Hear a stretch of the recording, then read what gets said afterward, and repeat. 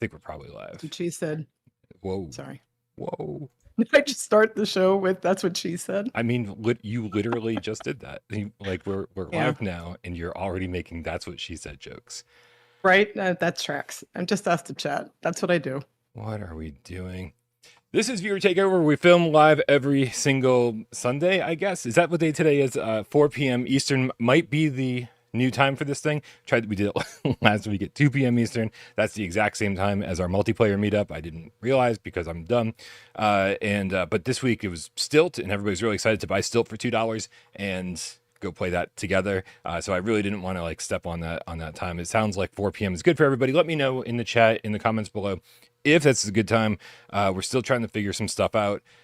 We don't even have a topic today. Did you notice, Tiff, that there's no topic on? You don't need one. Yeah. You have me. I am the topic. You're the topic.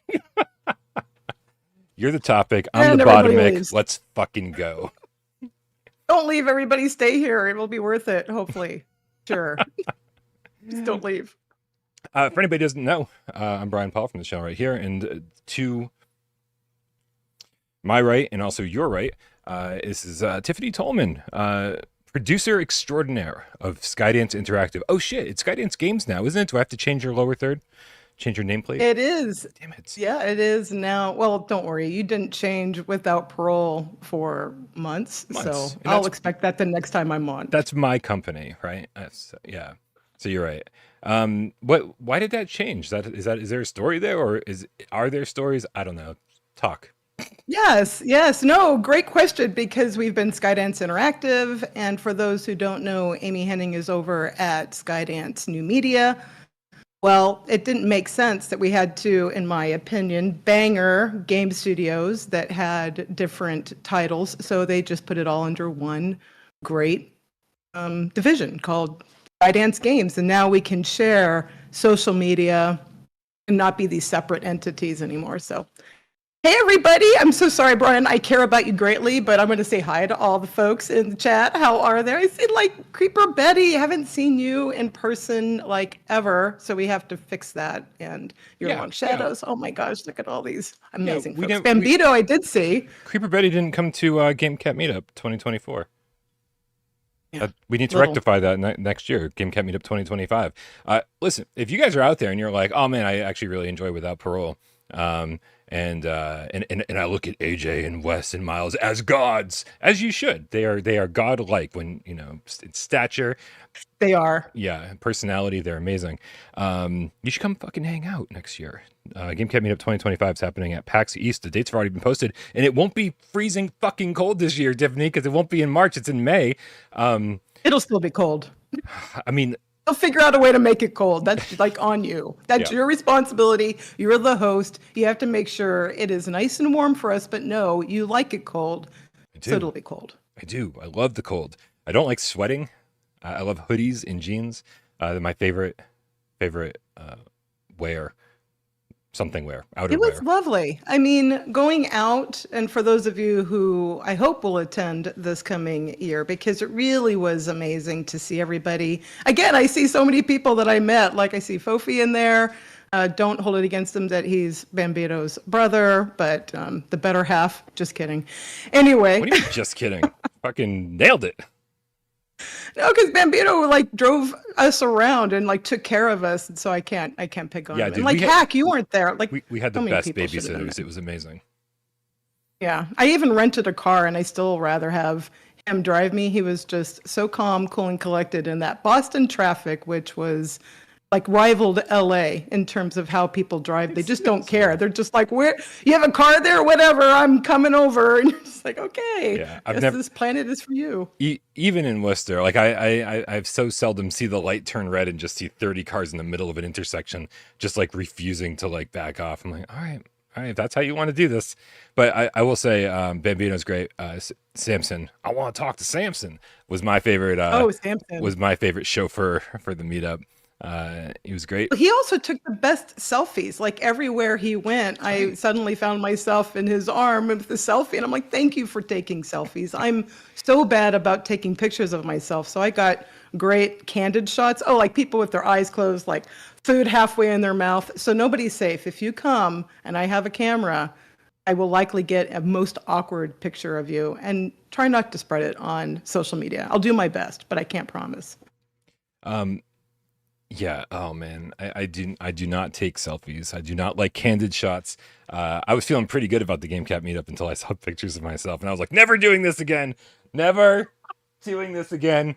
It was, it was like, Everybody felt that way. yeah. I mean, it was. I mean, not that my eyes weren't open, but it was eye opening. Oh my god. Kill Artist 1, the Dreamweaver Gamecat with a $2 tip. Says Tiff, you, me, and Betty and Demio. One day, LOL.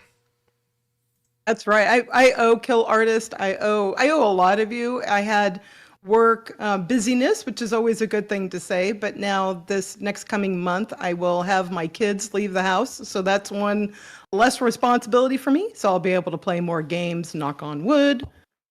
Hopefully you all heard that. I doubt it because I have a noise canceling. But anyway, knock on wood. No, just trust me. I knocked.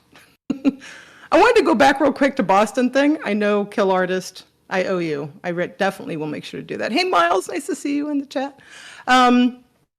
So going back to the Boston thing, yeah. I just have to say, for those of you who decide that you want to drive yourself, ignore Google. Google lies like Google was a bastard. I hated Google. I was supposed to go pick up Dan. And for those of you who don't know who Dan is Cerebral Frost here in the chat. And I was going to go pick him and his wife up at the convention center, and I'm sitting there listening to Google, and Google's like, okay, so it's giving me that image. You know how Google Maps gives you an image, and it's trying to tell you where you want to go? Mm-hmm. I'm going 50 miles an hour around the corner, and then suddenly it says, okay, bear left, and I'm like, okay, yeah, we're bearing left. That's the only arrow it's showing me, and then right at the last minute, it splits, and then it's like, okay, stay left. I'm going 50 miles an hour. I am not suddenly trying to make that hard left. So I just kept going. And as anybody who's familiar with the Boston area knows, I am now exposed because I'm under the water. I now have to go, what is it, like 20 minutes out of my way to get turned around and come back to, like, what the hell is that freeway? It's just... I don't even know. Listen, the one thing I know about Boston... I saw Fenway. Oh. Get to wave to Fenway before you turned. I saw the sicko sign. Whoa. Yeah. Yes. Yeah. The worst part about Boston is that if you take the wrong turn on the wrong road, you are now traveling on a one-way street for legit 20 minutes before you can even begin to start turning around and make your way back where you came from. The one-way roads are awful. It's an old city, and it was not designed. I mean, like, go to New York City and and see what old city is supposed to look like. I love Boston. It is maddening to drive around. So yeah, Tiff, I'm with you. If you can fly into Boston and then just take take Ubers everywhere, I think you're gonna have a much better time. That's what I did. It was great. I flew into Boston. Or pay Bambino with pizza. Did not fly in. Did you really? No. Oh, you would have. No, dude. I took the train in. That's right. And then walked 3 miles from South Station to the hotel because I was like still nervous and I didn't want to like meet anybody yet. I was just trying to get the anxiety out. So then I ruined my feet because I walked 3 miles in like very awful shoes. And so like my feet hurt for the entire weekend. And on top of that, on my way home, I realized that like for like $45 or something, I could have gotten an Uber door to door from my apartment to the hotel. I was like, well, I'm definitely doing that next year. How long? I mean, like, how far is that? I don't know. Between your house and you don't care. It was worth it. I mean, it was worth your feet. You didn't even behave like you were in pain, though. $45. Like, dude, I shouldn't even be getting a hotel room this year. I should just be taking an Uber back and forth for $100 round trip every day and night. No, that's not, because then, no, everybody's with me on this, right? If we're doing a reunion. Listen, I already booked the hotel room. And as you and I both know, because we both booked our hotel rooms, crazy expensive just because it's in May instead of March this year. Crazy expensive. So unfair. I couldn't believe they did that. Yeah. So please, if you are coming in, make sure you take a look at travel prices now. Keep an eye for good deals, that kind of stuff. And honestly, just get the cheapest hotel you can possibly get. Like we got the one we got last year, but honestly, like, again, if you have to be 10 miles away from the convention center, whatever, just do it, and then you can just Uber in, and it's like super cheap to do it. Or Miles says, or the train, exactly. Yep. Yeah, and Miles, you got a what was it, an Airbnb or something right around the corner from the hotel. It was great Nice. because you were close. Bambino says, I'm driving you next time, Bryan. We'll see about that. Listen, guys, obviously it's viewer takeover. So as we're getting the show started, make sure you leave your viewer takeover questions. The best place to leave them, I'm going to be keeping an eye with my phone on Discord. Just go into the viewer takeover channel, leave your questions there, so that way they don't get lost in the chat. You can tip to make your questions stand out, but it's not really what we really want to do here today. This is supposed to be like really laid back and shit. So feel free to, if you don't want to tip, you can leave your question in the chat, and we'll try to keep an eye on stuff and pull questions from everywhere we see them. But Tiffany, I was going to say though, if you don't tip, then Bryan will never invite me back. So if you don't want me to come back, don't tip. That's actually a really good deterrent. This isn't a restaurant. I'm like, I'm just happy people are here because. Nice laid back. This is actually a nice break for me because what I was doing was I was working on my first sale video in over 2 years. The last time I did a sale video was 100 games that were on sale for PSVR1 during Days of Play in 2022, and it was a two-parter. And I now I know why I don't do sale videos anymore, because it almost killed me. I mean, it was rough, and I was like, I'm never doing this again. And then I'm kind of having a slow week. And somebody had said, hey, make a sale video about all these great games that are on sale. And I was like, yeah, it's a good idea. So the first sale video, I've been working on it for about 27 hours straight. The first part 1 will be out tonight. And then tomorrow night, part 2 will be out. And these videos are only relevant for the next 9 days because the sale's almost over. So make sure you watch them as soon as they go up so you can see what games are worth picking up. Yeah. No, absolutely. In fact, I watch all your videos, obviously. I had to say that, chat. Anyway, I watch all your videos, obviously, but the sales videos are so helpful. I have to say, though, if you need ideas on what videos to create, there's a few that you've mentioned in the past that you were doing that haven't yet come out. Oh, so maybe we could work on those. There's a million of those. Are any jumping out specifically? Because the ones about comparing the different lenses inside the the headsets. So you picked one, but you didn't actually do a video. You're right. And so what I decided to do, because did you mute yourself? Sorry, you said I was right. I know. So I was like, I'm right, everybody. Yeah, Tiffany 1, right. Bryan 0. This is how it goes. That's not fair. Yeah, so I decided to just make a top 10 accessory video, because I realized that making I have templates and the ability to capture game footage and use trailers and just do some voiceovers. But when it comes to doing actual physical accessories, dude, everything is just covered with junk, and I've got to do everything at once, right? I don't have a good place to shoot photographs or video of this stuff, right? And I can't be wearing these things, right? Any accessories, and also get footage of myself. And so I've got to get my X up here, and I've got to use the camera. And so it's going to be this whole all in one day type thing. And then I'm going to I'll basically make a top 10 accessory video and talk about every single accessory. Dude, the grip to putter, I've got a grip to putter here for Walkabout Mini Golf that has not been taken out of the box. I've got a globular cluster that hasn't been taken out of the box. I've got 2 different gun stocks. I mean, it's just shit's piling up. I've had a haptics B haptics vest. People would kill for a B haptics vest. It's $600 or something. They sent it to me a month and a half ago, 2 months ago, still in the fucking box. I can't close my bathroom door because that's where the box is. Yeah. I have a suggestion. Hi. Mm-hmm. I have a suggestion. The suggestion is use Tornado. Oh, nice. Throw stuff on Tornado. I'm sure she'll be totally down. I'm absolutely certain that she'll be down for that. Oh, look at all the cool cats that have joined us. We still have we got Paradise Decay, we got Silver Nexus, we got Machi. Oh my gosh, just so many awesome people. Kraymore, SD Backwards, got you. Sorry. Anyway, yeah. You were saying about Tornado? Paradise Decay says Tiff is the female version of John Hibbins. If you don't read the rest of that statement, I don't know how you feel about it. Always getting involved with the VR community no matter what. Yeah, thanks, PD. It was way funnier when we didn't read the rest of the comment. You're the female John Hibbins, but we had John Hibbins on last week, and it was kind of because we were lining up his appearance on Viewer Takeover to coincide with the reveal of Windlands 2 coming out on PSVR 2. It's happening this week on the 25th, I think. And so you're here, Tiffany, because you're going to reveal what? You know, I am like the worst promoter of anything that I do on the planet. Like, if there was ever a time for me to actually promote something, I'm doing it, I would just fail miserably. As it is, we're just working on Behemoth. So, shocker. I'm sure you all are really surprised to hear that one. But yeah, nothing.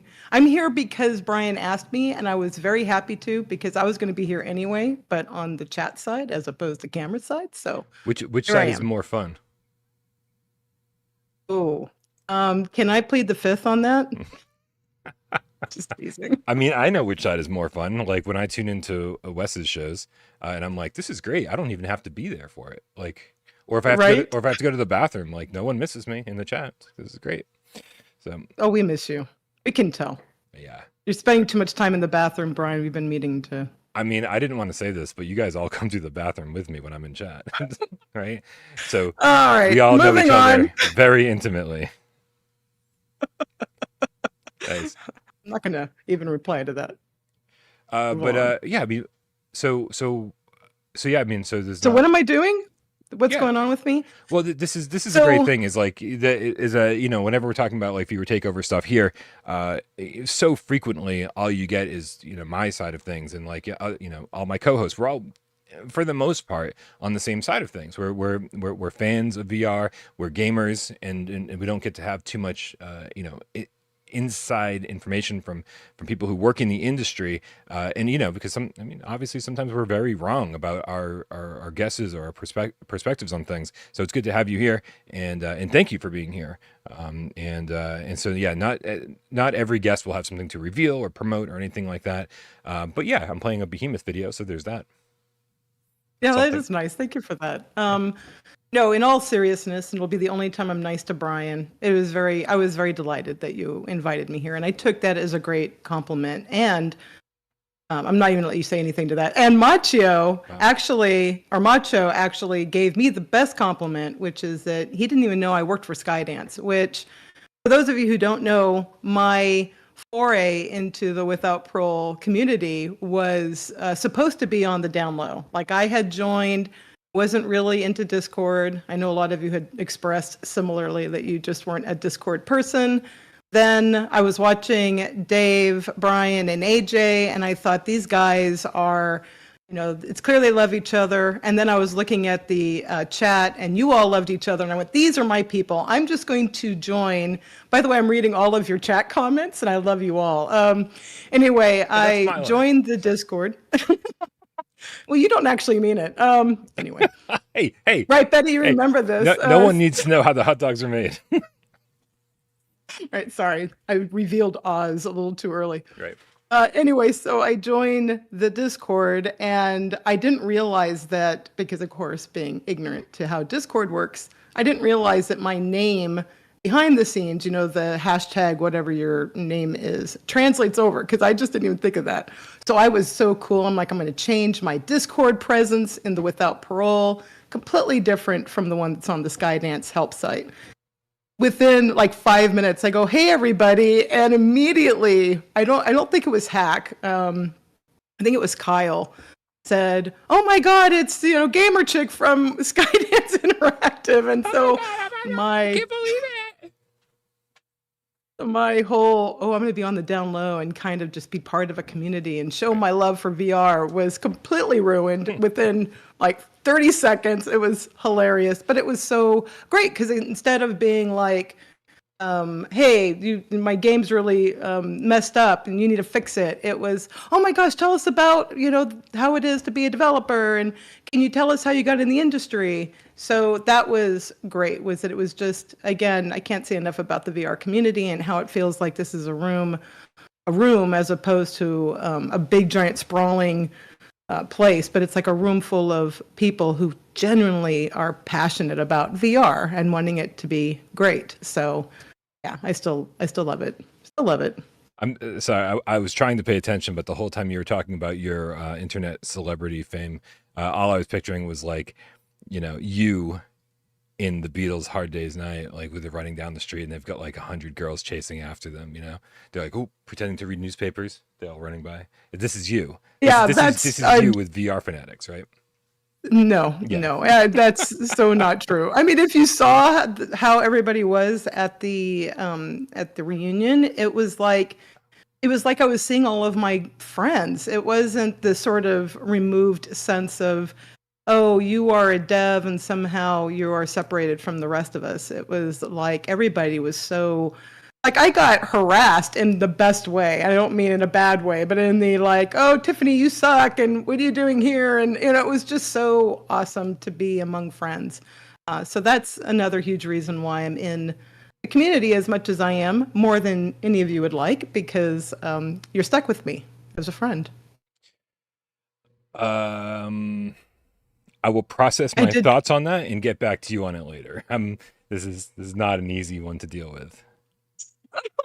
I like you. Are you talking about me or yes. talking to? Yeah, that's see what I mean. So I want to tell all of you that I routinely will join the Discord and go into the voice cat chat. Mm-hmm. And every time I go in, I say to myself, "Why am I here?" Because it's nothing but harassment from Bryan and the mods. Yeah.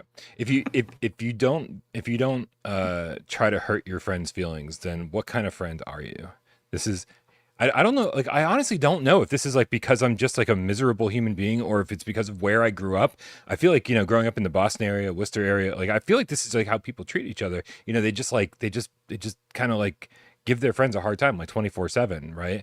And it became apparent to me when I started doing this and started hanging out with, with people from, much different places in the country and the world, that it's like, not everybody does that. And I'm like, oh shit, I got to check myself. Right. And so, but with you, I don't, right. Because you give it back just as much as I give it. And I'm like, and so I think immediately just kind of like had this love for each other, because like we never have to like apologize, never have to like be like, oh, was that too much? Right. Cause we just know. I think we both have the same kind of like mentality when it comes to friendship. Yeah, absolutely. Totally agree. There's a tippy poo. All right. Then we got. I think that's what I call them. I don't know what you call tips. I mean, we definitely don't call them tippy poos. I mean, if that was a question, that's not the answer. The Gamecat, Andrew Ehrenreich with the level 2 membership. What's up, Andrew? Says, viewer takeover. What's your favorite pizza topping? Oh, sorry, this is Gamescast. If you were playing a VR pizza game, what toppings are your favorite?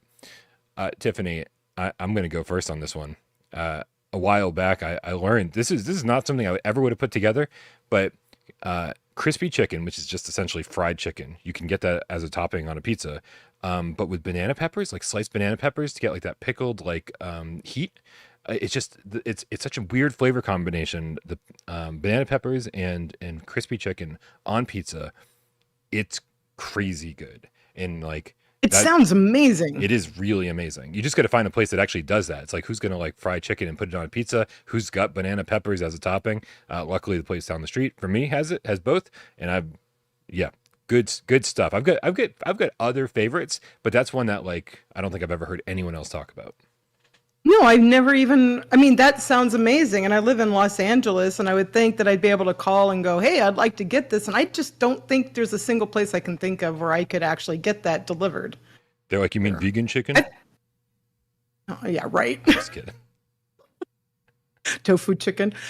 Which is actually really good. Chicken is one of the easiest meats to imitate. It really is. I've had so much vegan food in my life, and vegan chicken is the closest thing to, I mean, if you didn't know, sometimes you just wouldn't know. They're just getting so advanced with how they're being able to do substitutions for that. I agree. But when the question was first asked, I genuinely thought you were going to say something about pineapple, and I was going to have to throw something at you, even though I'm not in the same room. Yes, like a pineapple with all Nice. the spikes, and I would put an extra layer of spikes from another pineapple on it just to throw at you. No, I just, again, I love pineapples, and I get it. People like their pineapple on their pizza. But for some reason, either I had a really bad pineapple pizza experience is my only excuse, but the idea of it just seems so like wrong. It is just wrong. You don't put pineapples on pizza. It puts the juices everywhere, and then you have it mixed in your sauce, and that's just wrong. It's wrong, Bryan. Here are the list of people who don't like pineapple on pizza. 1, people who don't eat enough pizza. That's it. If you eat a substantial amount of pizza, like, I mean, I've cut way back, right? Because it's just like I was packing on the pounds. But when I was eating multiple pizzas a week, right? And so, like, you got to mix that shit up. How do you think you come up with crispy chicken and banana peppers, right? Because you got to mix that shit up. Everyone has to be different, or you're gonna start getting sick of it. Everyone can't be a pepperoni pizza, right? So so the only reason that people don't like Hawaiian pizza is because they don't eat enough pizza and don't feel the need to mix up their flavors. That's the answer. I'm sorry. No. If you don't agree with that, you're all wrong. Moving on. No, see, I can already tell based off of who's agreeing with you in chat, and that's right, you know who I'm talking about. No one's disagreeing with me in chat. Because I've banned everyone who's disagreeing. All right, well, that's fair. I mean, that's one way to get the scales tipped in your favor. Fine. However, I'm like old school, and by old school, thank you, Chrome Colossus, for saying tippy poo. Anyway, Banned. I like my stuff. You have too much power here. Can one of the mods actually help me out and not let him ban people? Oh, you better watch out, mods. I'll ban you too. Well, he's gone insane. That subscriber. Oh, please! If I cared about subscriber counts, dude, man, I see other channels let so much shit slide because they're like, oh, I don't want to lose a subscriber. I'm like, anyone who's a total bitch, I'm like, you can see yourself out. Thank you very much. Like, not interested. Again, that's why I joined this, because it wasn't about. I mean, again, I don't mind when Miles says hit like, subscribe, and all that, because we do need to keep the lights on around here. But it's just not what y'all are about. But you didn't let me finish my point. Yeah, what kind of pizza topping? Thank you. It's not so much a topping. I love my cheese stuffed crust pizza. I just do. Something about the crust, for most crust, yeah, granted, if you can have the crust by itself, then it's a great pizza, blah, blah, blah. But, we all know that the good stuff is when it's on the pizza, and then you get to the crust and you're like, well, now I'm just having added bread, which is great. But if there's something else with the bread, that makes it better. And that's stuffed crust. So I like my stuffed crust pizza. And I have plenty of pizza, thank you. Yeah. Really? You agreed with me? Yep. I have to rethink pineapple. See how quickly I flip? I don't hold true to one thing. We got Gamecat Paul Dean with the $2. What's up? Ryan says, hello, Gamecats. Love Tiffany. Smart and engaging. XXX. Aw.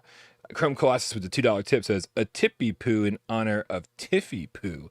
I'm going to like that, even though I kind of hate it. Tiffy poo. Tippy poo. Okay.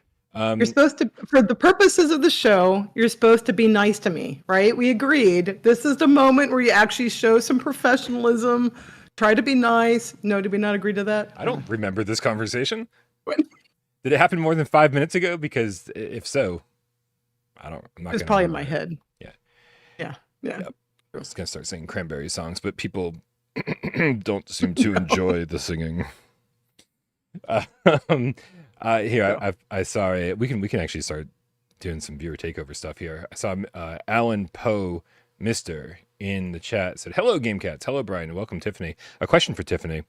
What is the biggest challenge on developing for PSVR 2? How about publishing on that platform? Is it stuff you can talk about? That's a good question. Yeah, for sure.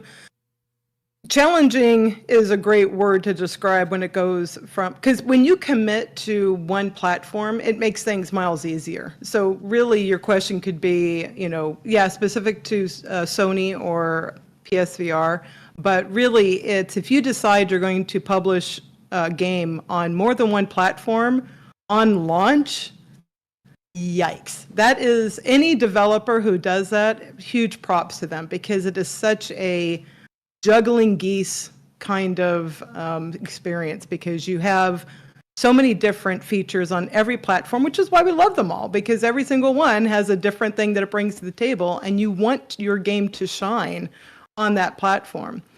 For Sony specifically, I agree that there's challenges there when it comes to Sony's support, in terms of, they are really good about wanting to make sure what's published on their platform is a good game. They're not interested in letting it be really, really easy. And again, no offense to Steam.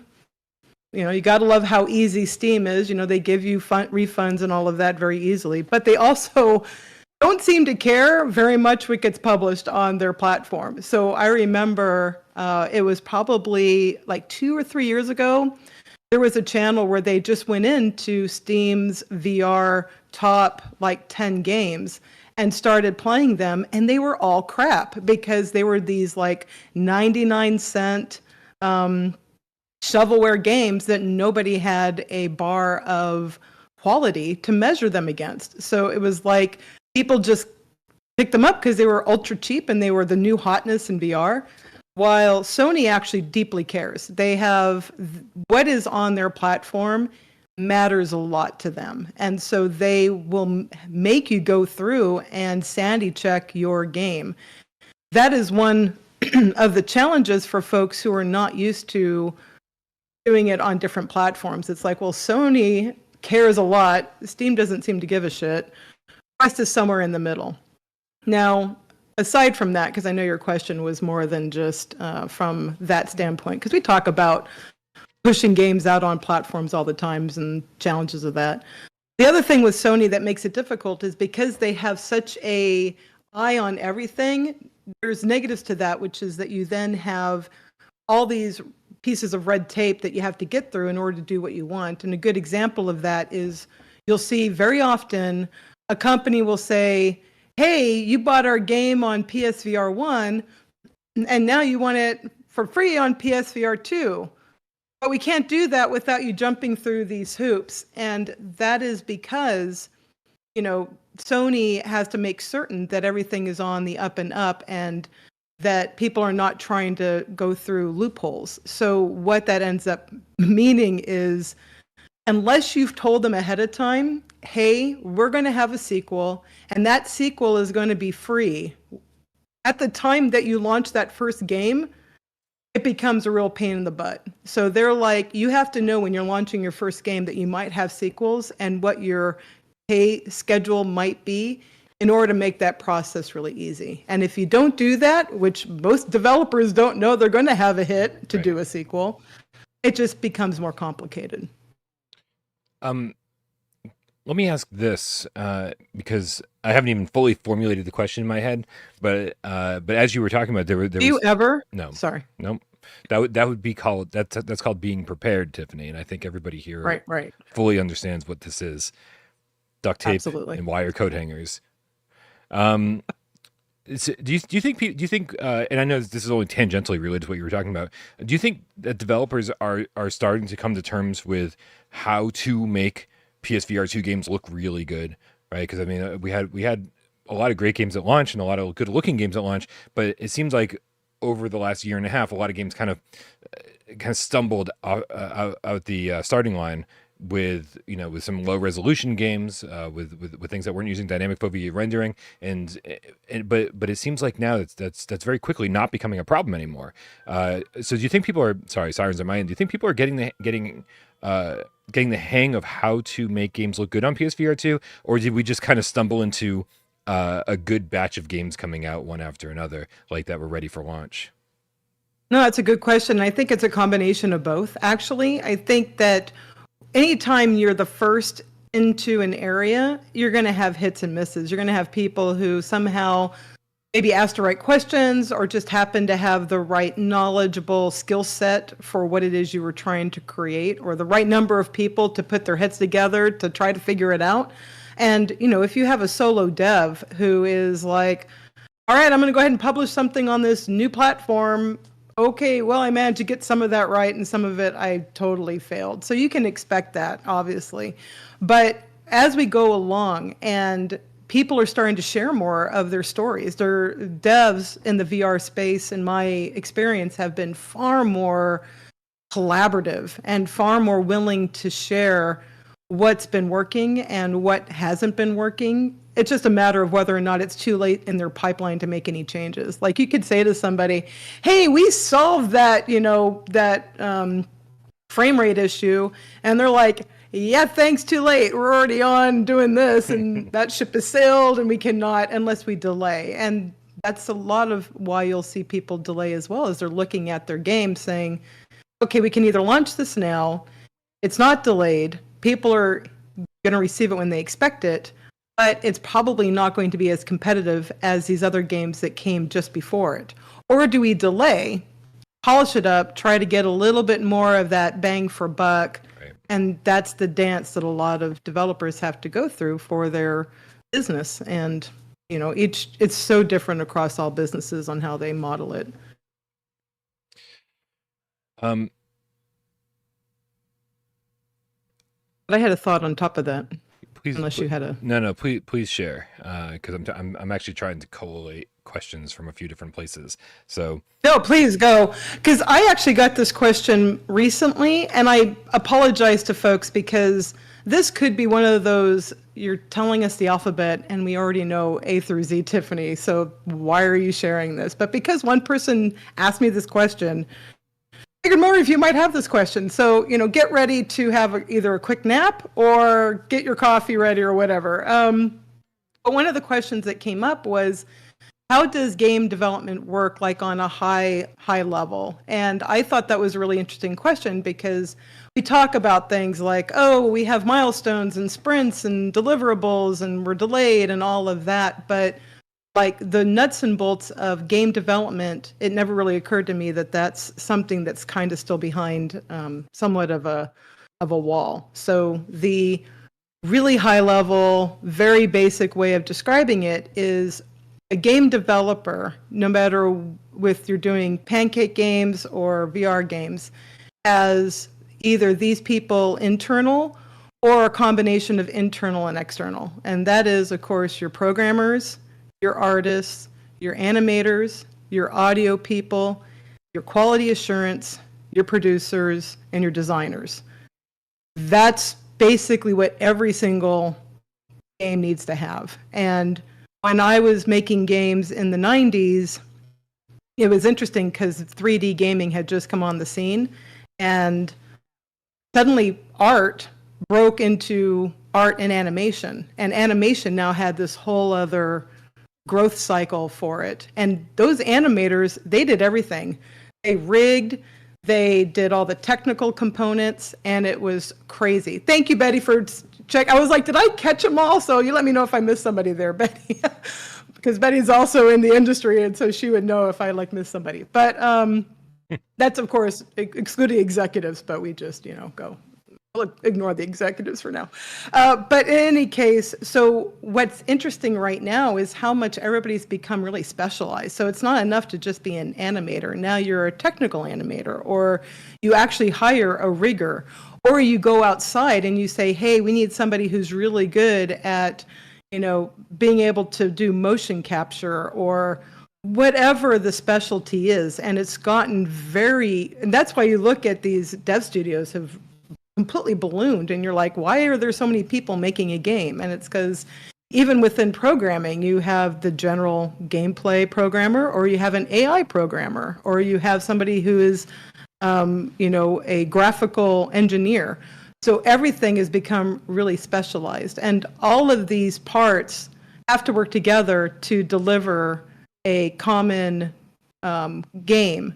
And that's for production. That's my job. I just make sure that everybody's talking to each other and that we know what we need to deliver and when we need to deliver it by. So if you have a game that is late or hit but wasn't quite what it needed to be, that's in part a decision by the production of the producer has to decide, You have to cut shit in order for us to hit our deadline, and I don't care about your excuses. I mean, obviously they do, but it's like, look, we got a game we have to ship, and if that means you cut, then you have to cut. So that's a high overview of that. What's a rigger, Tiffany? Good question. Those are people who actually take the small joint parts and make sure that, you know, you can animate, but if you're animating somebody's arms, they have to make sure that all the joints and everything are actually articulating the way they need to. And that's what a rigger does. Isn't that crazy? There's like jobs that like you wouldn't even know were jobs. That's how crazy game development has gotten, right? I've been, if anybody watched the show last week, they know that I've been kind of going back further into retro gaming than I had previously. I grew up with like the Commodore 64, and so like a lot of those games were made by like one or two people. But then you still had like the Activisions and Electronic Arts, right? That were like, you know, bigger companies, but they were, you know, not like the thousands of employees they are now. They were just like slightly bigger. They had like, you know, 30 or 40 employees, I'm sure. So it's kind of funny to see gaming kind of like go through this whole cycle where originally games were made by just a couple people, maybe one person, two people in their basement, and then like there were a few bigger companies, and then we went through this whole cycle where there was, you know, single A, double A, triple A, and then it seems like suddenly like the middle fell out, and here we are back at the beginning again with like most games being made by just like one or two people, and then there's like these bigger studios out there that actually have riggers. See, I knew I was going to bring it back around. Yeah, exactly. I kind of want to kind of bring this back down to like sort of a little bit more of a basic level here. And I guess I got a couple questions here from the chat. Like Fatballs, which is a fantastic username, says, how long have you been, thank you. How long? Man, just throwing flames, I mean, gasoline on the fire. That's Bryan. Right. Thank you for that, Fatballs. Really appreciate it. How long have you been working on Behemoth? And I do want to add to this, like, are there multiple teams within the Skydance games making like, you know, being like, hey, we're finishing up this game, this team over here is starting up or at least, you know, trying to figure out what the next project's going to be? Or is it like, okay, we finished this game and now collectively as a group we begin figuring out what the next game's going to be? How does it all work at Skydance? Yeah, that's a good question. We have, because, you know, to your point, we have every single studio does things differently. Sometimes you have folks that are really just, they're doing one project or they're just supporting projects that are happening externally. So yeah, how does Skydance work? So we originally were a like 3 or 4 project studio back when we were the workshop, and we were working on things like, let me think. I'm trying to think of the games we did back then. We did XCOM 2. We did Gears of War. Those were all ports. And we were at the time working on a game called Pwned, PWND, which was a 2D game. And we were also working on ArcAngel. So at the time, we had like these 4 games that we were doing. But it turned out, and for anybody who's kind of familiar with how construction or any sort of or higher game studio works, if you don't have something lined up for people right after a project is launched, then you have to do layoffs, or you have to, you know, you're suddenly stuck with all of this talent and nothing for them to do for whatever reason. It could be another game just didn't line up in time, or you weren't getting people knocking at your door asking you to do the next game. So what is really challenging, no matter who you are or what you're doing, is making sure you always keep people fed with work. And so what Skydance did is they restricted and said, rather than putting, you know, the teams at risk, our goal is to make certain that there's always something. And we have an amazing biz dev guru. She's fantastic. And she's always coming to us saying, hey, I've had to say no to these companies for your help because you're already busy. So we try to keep ourselves smaller to 1 or 2 games, so we're not confronted with this thing that we used to be confronted with the workshop. But it's, you know, every studio has that challenge. There's a studio called Blind Squirrel, and they ballooned up to, I want to say like 200 people a couple years ago, or it might have been longer than that, but they really had ballooned up, and their their whole philosophy was, put us in, coach, and we'll save any game that's struggling. If you're struggling to cross the finish line, just put us in. We have people available to help you get through that. And that was a really interesting model that had worked for a while. And I actually think that they had to eventually do layoffs because you're only as good as whatever the industry can bear. So at that time, there were a lot of games, a lot of things cooking, and so they were able to do that and sustain their business model. But over time, when the game starts to shrink, or you have these games that are few but gigantic, the need for having people who can pivot quickly isn't quite as demanded. But I think they're still doing that to this day. So it really is depending on what the studio wants to do. Right, I need a Diet Pepsi drink. Sort of follow-up question. Again, tangentially related, so let's just keep going down this path. The Bat in the Gamecat in the chat had asked, does Behemoth have the same game engine as Saints and Sinners? And how does it expand on Saints and Sinners mechanics? Or do they completely have two separate made game mechanics? Let's start with the game engine, if possible. Again, I don't know what you're capable of to talk about, but I do again, just like the last question, want to add to this or maybe modify it a little bit.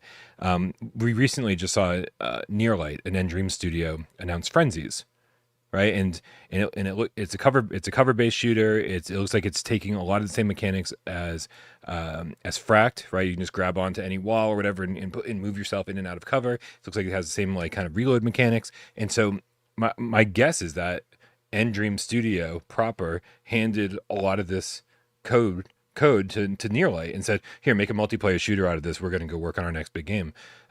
Is that the kind of stuff that's happening within Skydance as well? Like, so are you sharing game engines between games? Are you saying, hey, we already fucking mastered this mechanic in Saints and Sinners. Let's just use the exact same shit in Behemoth. Is that how it's working? Or like, are you guys building shit from the ground up? No, great question. And I'm not going to give you credit for that. I'm going to give. Who was it that asked that question? It was the Bat in the Gamecat. It had nothing to do with me. The Bat in the Gamecat. Thank you. I'm right? just here to look pretty, and I'm failing at that. You're very pretty, right, everybody? Very pretty. And I see you all in the chat. Thank you again for voting Diet Pepsi as the best beverage. Whoa! We can't let that ship slide. We're starting to pull. Go ahead. You talk. I'll engage. Man, all right.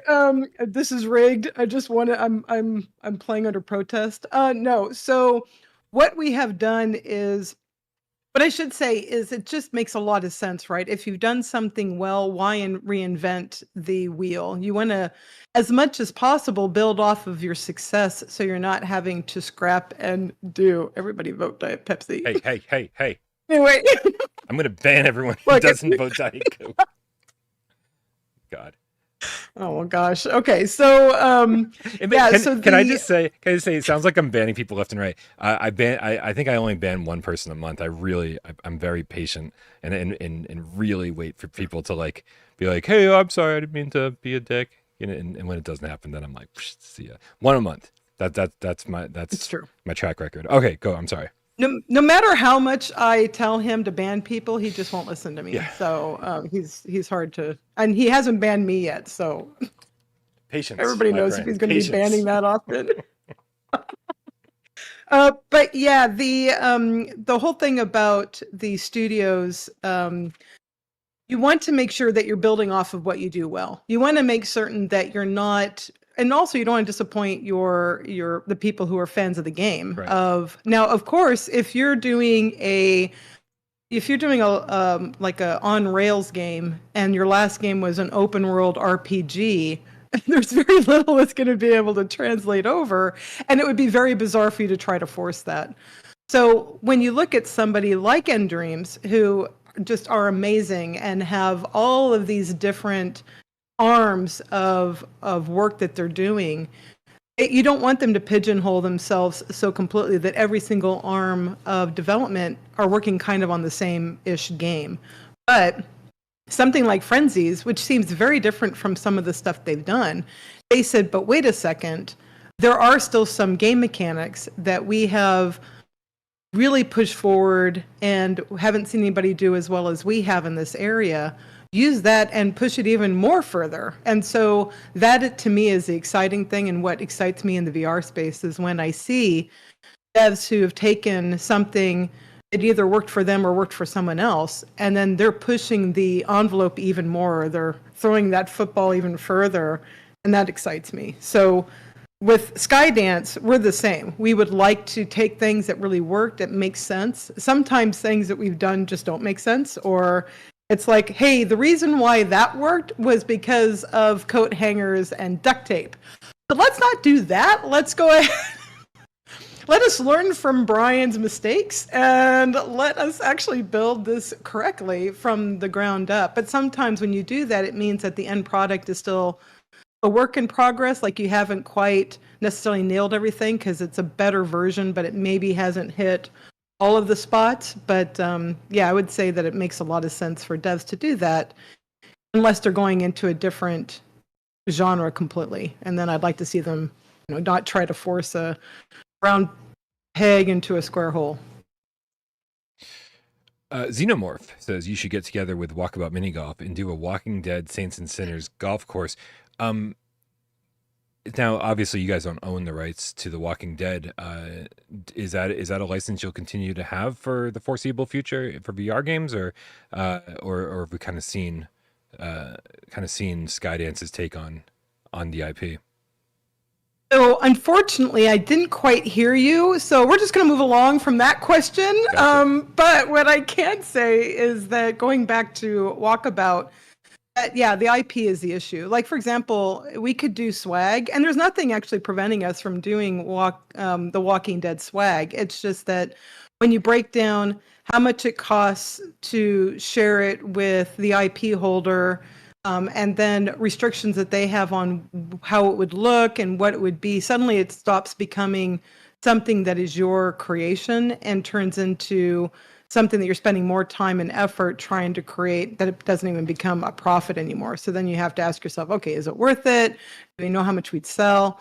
So it just never amounted anything. And that's similar to Walkabout. For us to do like a Saints and Sinners theme, it would really have to line up beautifully with the timing and cost and how much, and even getting Skybound's approval for it.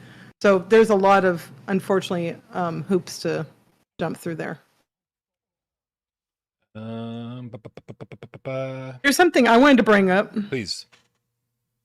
So you had on your, you and AJ, and I think it was Wes who was on that show, talk about Undead Citadel.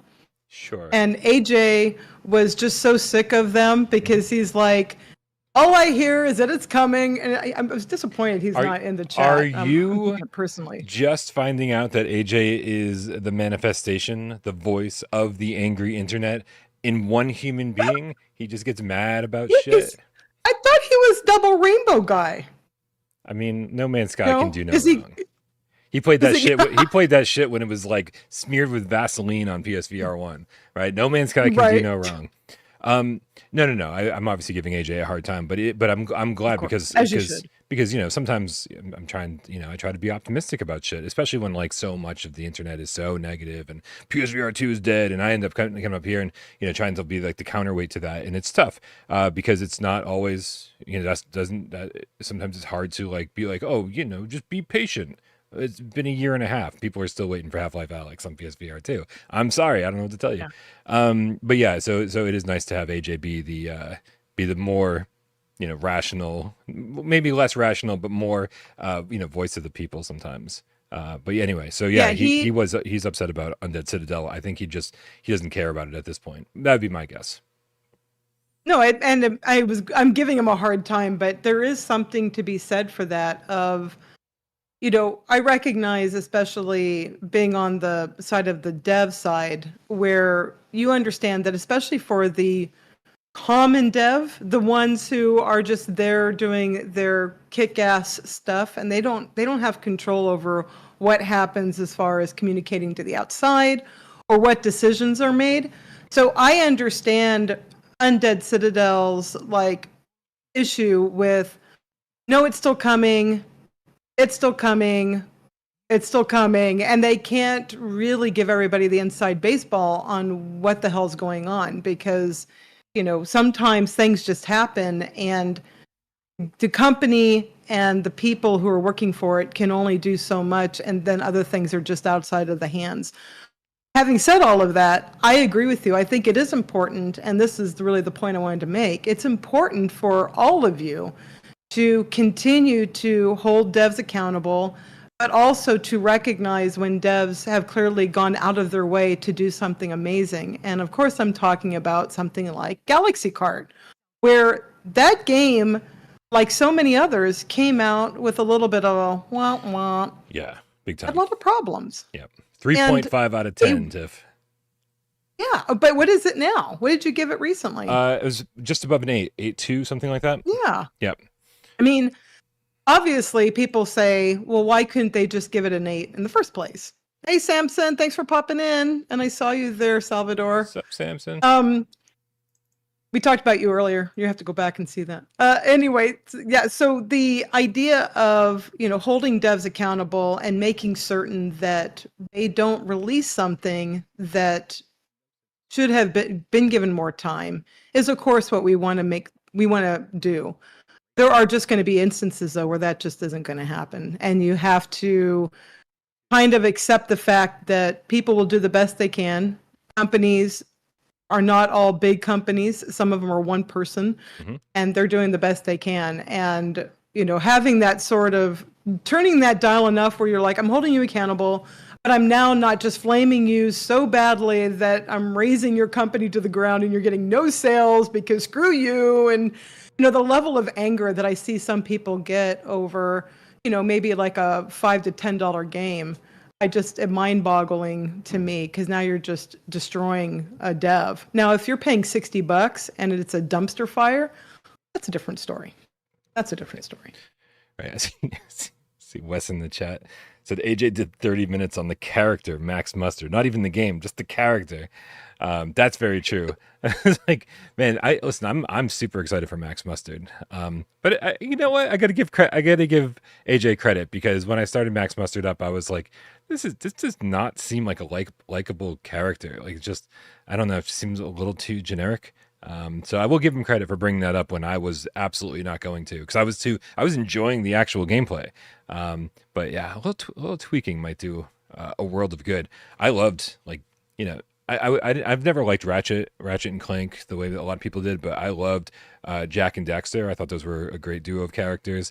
Crash Bandicoot, even, like, for the time, not so much these days, but it really is important. So I wonder if Toast VR would be interested in making a change that would affect, like, maybe the other platforms too, and being like, oh, hey, we changed the character model, and going back in on the Quest and the PC version, being like, yep, Max Mustard looks different now.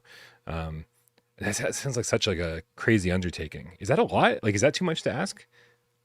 Yeah, it can be a lot. If you're talking about redoing an entire character, if you're just like, again, it depends on what you created in the first place. If you have a character where you just didn't do the LOD correctly, then that means that you just are not presenting the highest resolution character that you can have. But, like, if you create a character and people are like I keep thinking, and, for those of you who pay attention to the movie side of things, it reminds me of Sonic when they were first showing how Sonic looked in the live action, and everybody was... That was horrible.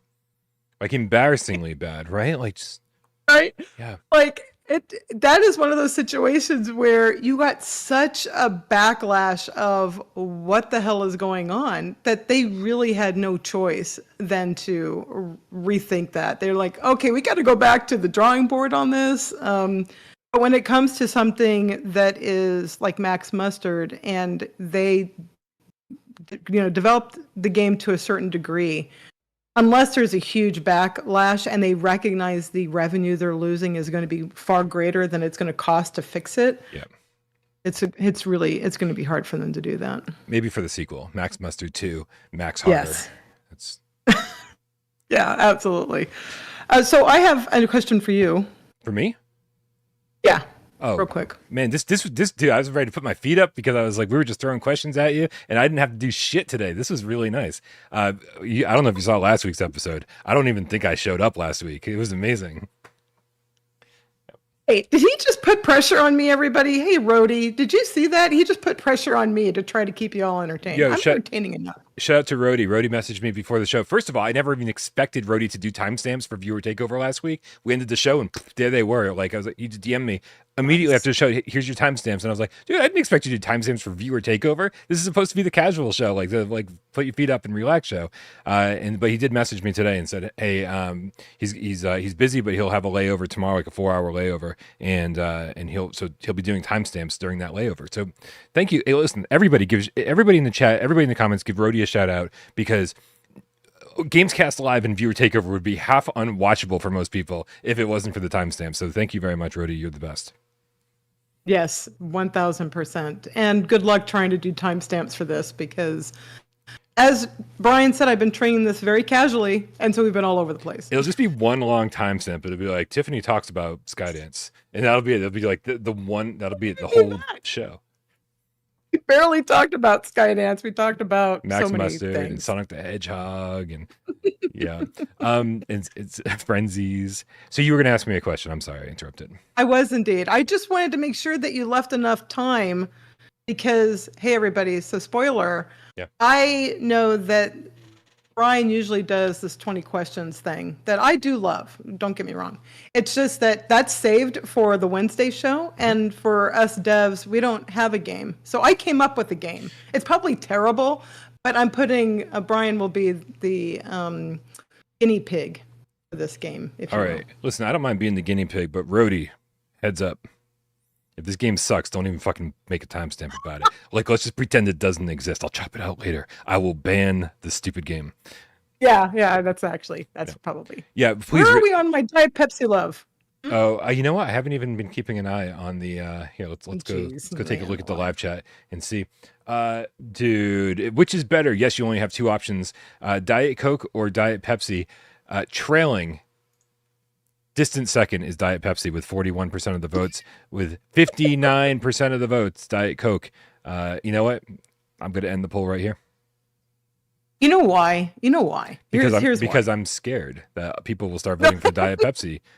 That's why I'm ending it. No, because I've already told everybody that I recognize that Diet Pepsi is absolute raw sewage. Mm-hmm. And I think that 40% are really the people who love me. So thank you for those who actually put Diet Pepsi when you didn't really mean it. Because, yeah, I know you didn't mean it. You did that for me.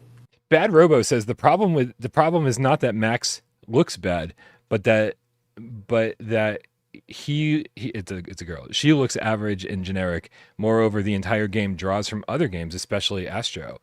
You know what? If this was a flat screen game, I'd be like, yeah, I don't know if I want to play this. But the fact that it's drawing from flat screen games, that's drawing from great VR games, and it is putting it all together into one in the way that it's doing it. Like I think it's actually doing it really, really well. The progression system is great, unlocking new moves. There's a store that you hit up between levels, the map screen, the hidden stuff, the first person stuff. There's so much going on here that like, yeah, I'm totally fucking fine. Like I'd actually rather have Toast steal from other games that, you know, shit that we know works really well in a platformer than to try to reinvent the wheel here, right? Like we're all dying for an Astrobot game in VR, but and so Toast is being like, hey, you know what? Like we've actually got you covered. We stole a bunch of shit from Astrobot and put it in our game, and now we're bringing it to PSVR 2, and it's going to look amazing. And so it's like, you know what? What is this, $25 or something like that? Like, sign me up, dude. What I've played of this on Quest 3, I really, really enjoyed. So I am totally fine with that business model for now. Yeah, I have to tell you, the thing that I've been disappointed more than anything with the recent offering of VR games is that I'm not feeling that dangling carrot. Oh my God, I have to keep going because of that dangling carrot right before me, and I want to keep playing in order to get to that. And a lot of times I get there from progression systems or skill trees or like exploration and uncovering what's around the next corner, or randomization and realizing, hey, this exploration is different every single time I do it. Legendary Tales was actually the last game that I played that seriously hooked me in a, oh my God, I got to keep playing, even though I have stuff and a job and things to do. I just kept playing Legendary Tales and had to kind of set myself up for okay, you can only play for this long, Tiffany, because you got to manage life. So I haven't played a ton of VR games between like the last couple of months. I would say new ones. I've played old ones. I just haven't played any new ones. So there might be a new one that'll hook me. Somebody said that Border Bots I might enjoy, which seems like a very simple game, but I really loved Papers, Please. So it might have that hook for me. Yeah, I was surprised. I've been constantly surprised by some of the games on PSVR too. Legendary Tales absolutely became an addiction while I was reviewing it. And I was so happy, to play by myself, to jump in there and play with everybody else. Like it was, man, like I just want to start a new character and play that game all over again. But yeah, Border Bots was a surprise for me. That, like, I mean, there's I will tell you this, there is something immediately relieving about when you jump into a game and, Miles and Wes and AJ and I have all joked about, like, when you see like the logo for the company, the first thing you see when you start the game up is the logo blurry, right? Because if the logo is blurry, we're already setting ourselves up for failure here. This game is not going to look good, right? But when you see like a Fast Travel Games logo or a Skydance logo or an End Dreams logo, and it's like crystal clear, and you're like, oh boy, this is going to be good. This is going to be good. I can feel it already, right? And Border Bots is crystal clear from the get-go, and you're like, shit, like, gameplay be damned. This looks great in the headset, and I think you kind of get this Stockholm syndrome where you get so used to games coming out and they're shitty at launch, and you're just waiting for the patches, and so it's maybe the opposite of Stockholm syndrome, because you just get so frustrated with that shit that every time something comes along that you're like, oh, this might not need a patch.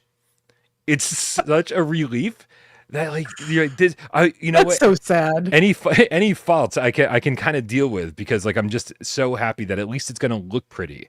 Yeah, and that's what Border Bots did for me. Like, there was a lot of floating robots that talk to you a lot, which I fucking hate in VR. But I was like, oh, at least it looks nice. And then and it was that initial, hey, at least it looks nice, that got me through a lot of the narrative to actually get to the gameplay. And it was like, oh, this is actually really fun. Like, it's surprisingly fun.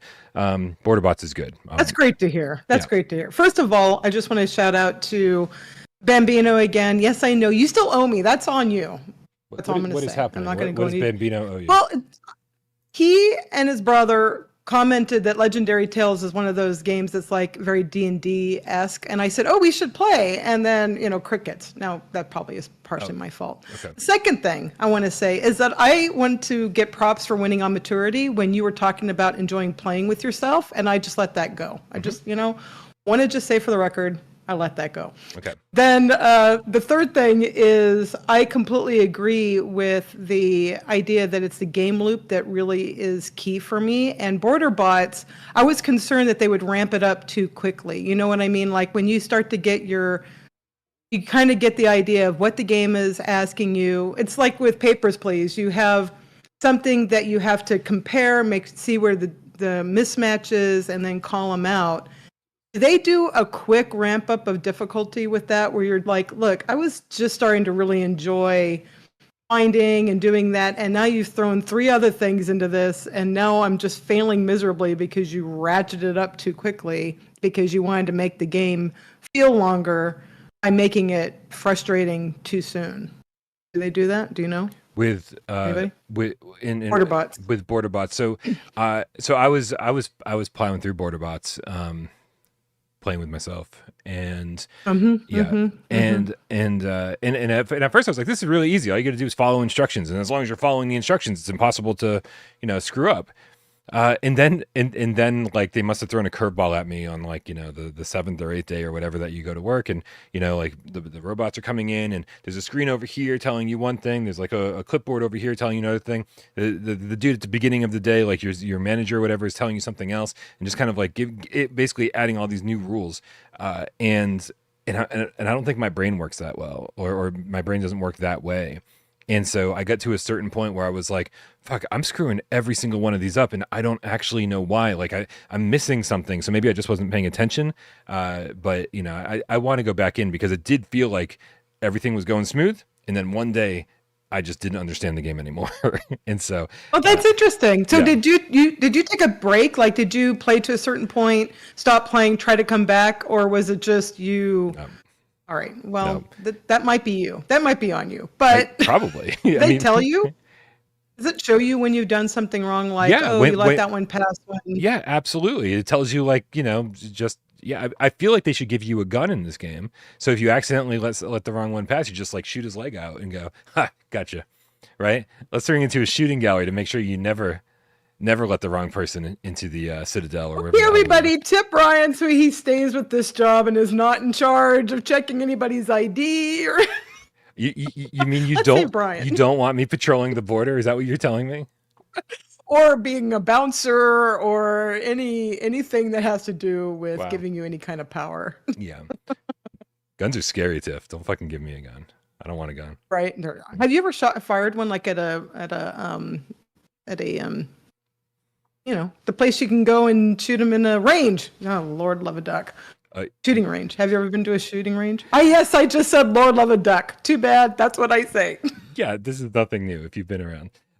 No, I haven't been to a shooting range. And that's probably as far as I want to take that conversation because yeah, when the pandemic first hit and there was like rumors of food shortages and like I was talking to people and being like, hey, you know, like shit could get really bad, like, right, like there could be like all sorts of stuff happening.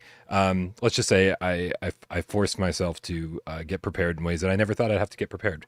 And yeah, isn't that interesting what that does? Yeah. No, it's interesting because it's not on my bucket list. And there was a friend of mine who's like, oh, when I turned 40, I went to a shooting range just so I could say I did that. And I was like, huh. It's still not on my bucket list, as neither is parachuting, like doing tandem parachuting. Dude, skydiving, parachuting, anything involving heights. I watch people do this on YouTube. Over that? I watch people do this on YouTube. Been, like VRing. I've seen, yeah, and you know what? I'm like in Windlands too, right? A big cartoony world, and my legs are shaking in a cartoony world because I'm scared of heights.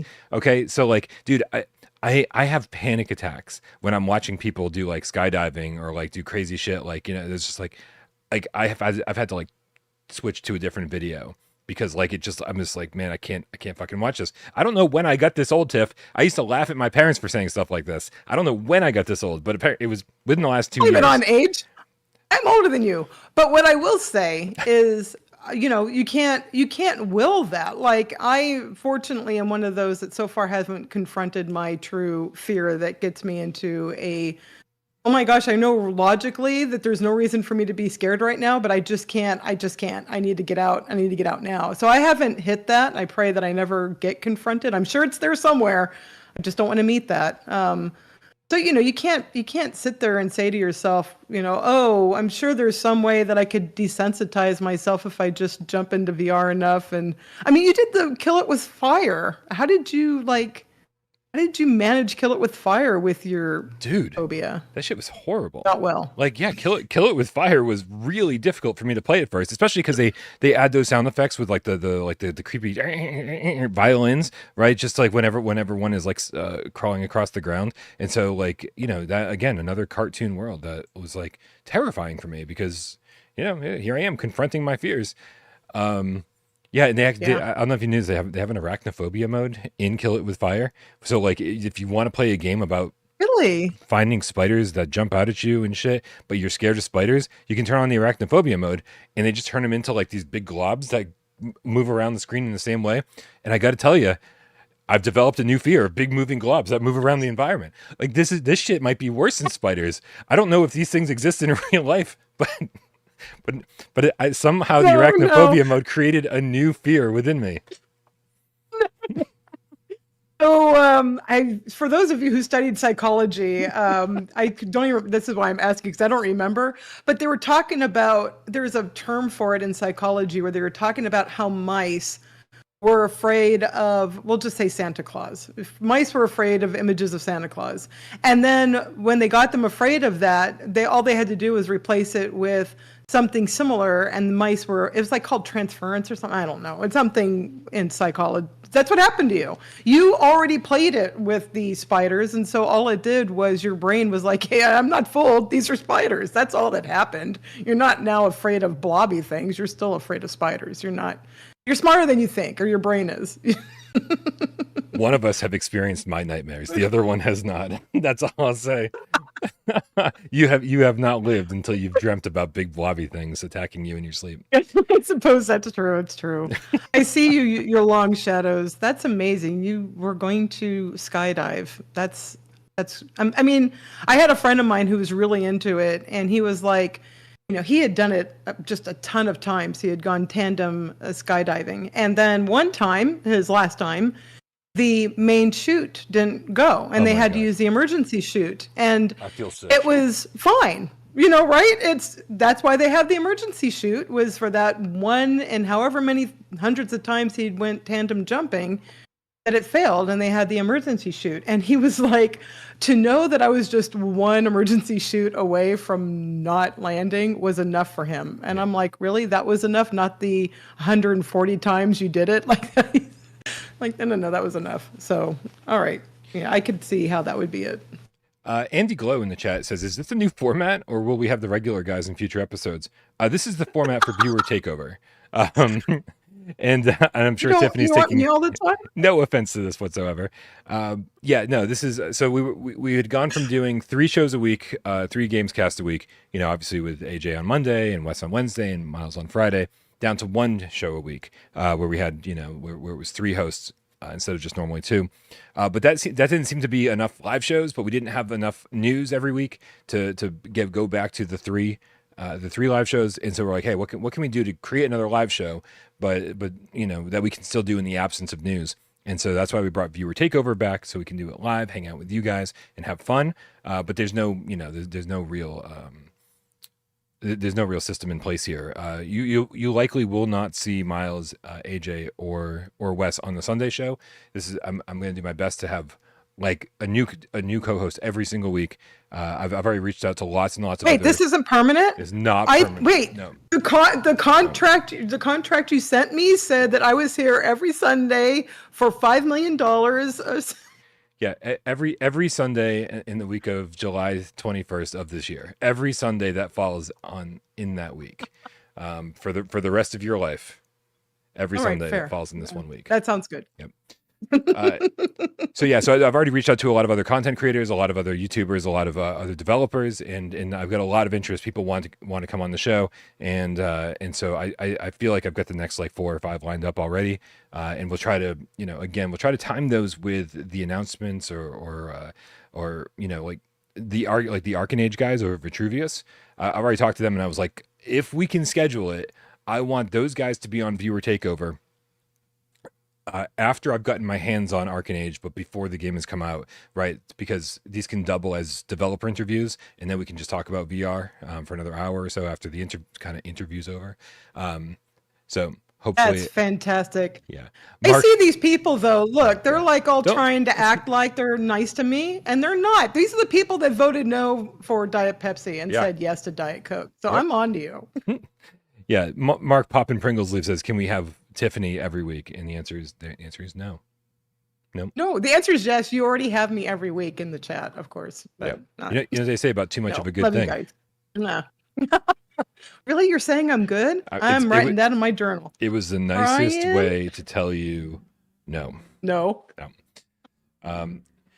Jeremiah over on Discord says, Tiffany from Skydance today. Take Saints and Sinners and make a standalone 4v4 PvP game in the spirit of Last of Us factions. You're welcome. Let me ask you this. I mean, maybe you have a response to that actual suggestion, but how many suggestions like that do you get like every week? We need co-op in Saints and Sinners. Oh, can you do this in Saints and Sinners? Like, how much of that stuff do you get every week, and how much of it do you actually take into consideration, and how much of it do you say, well, that sounds like a lot of work, and as you said earlier, wouldn't be worth any money that we made off it because it wouldn't change sales of anything.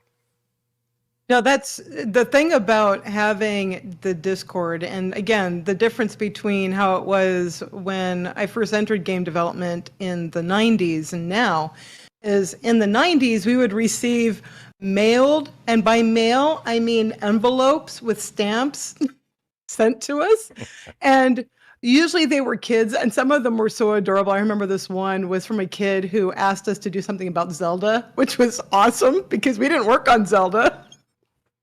We were like, not all devs talk to each other. We're not all making every game. It was so funny. So back then, we had the envelope and letters, and people would write or send us like their D&D, what I call them, D&D maps of, hey, I think this would be a cool map for your game. And this is before people became litigious and would accuse you of stealing their ideas.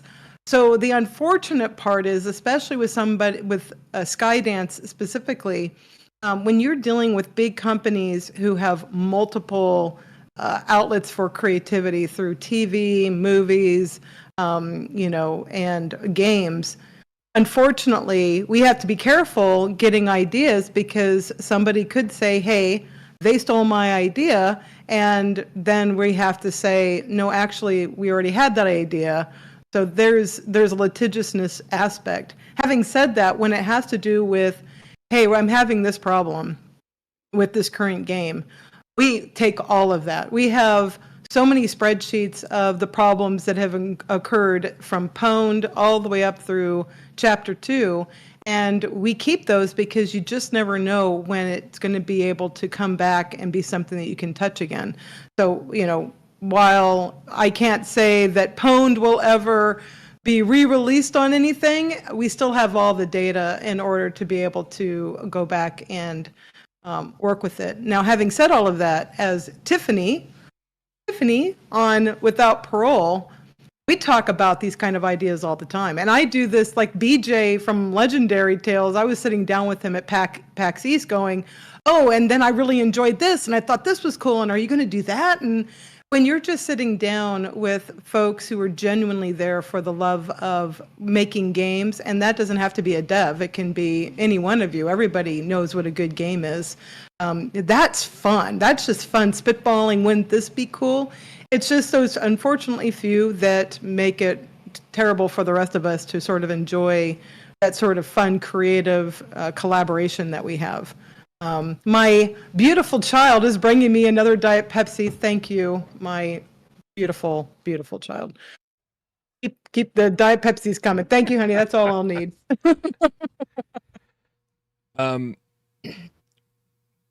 This is listen. If you can answer this, great. If you can't, I think we all understand. Super Nintendo Chalmers on Discord says, Tiffany, can you tell us how many behemoth there are to fight?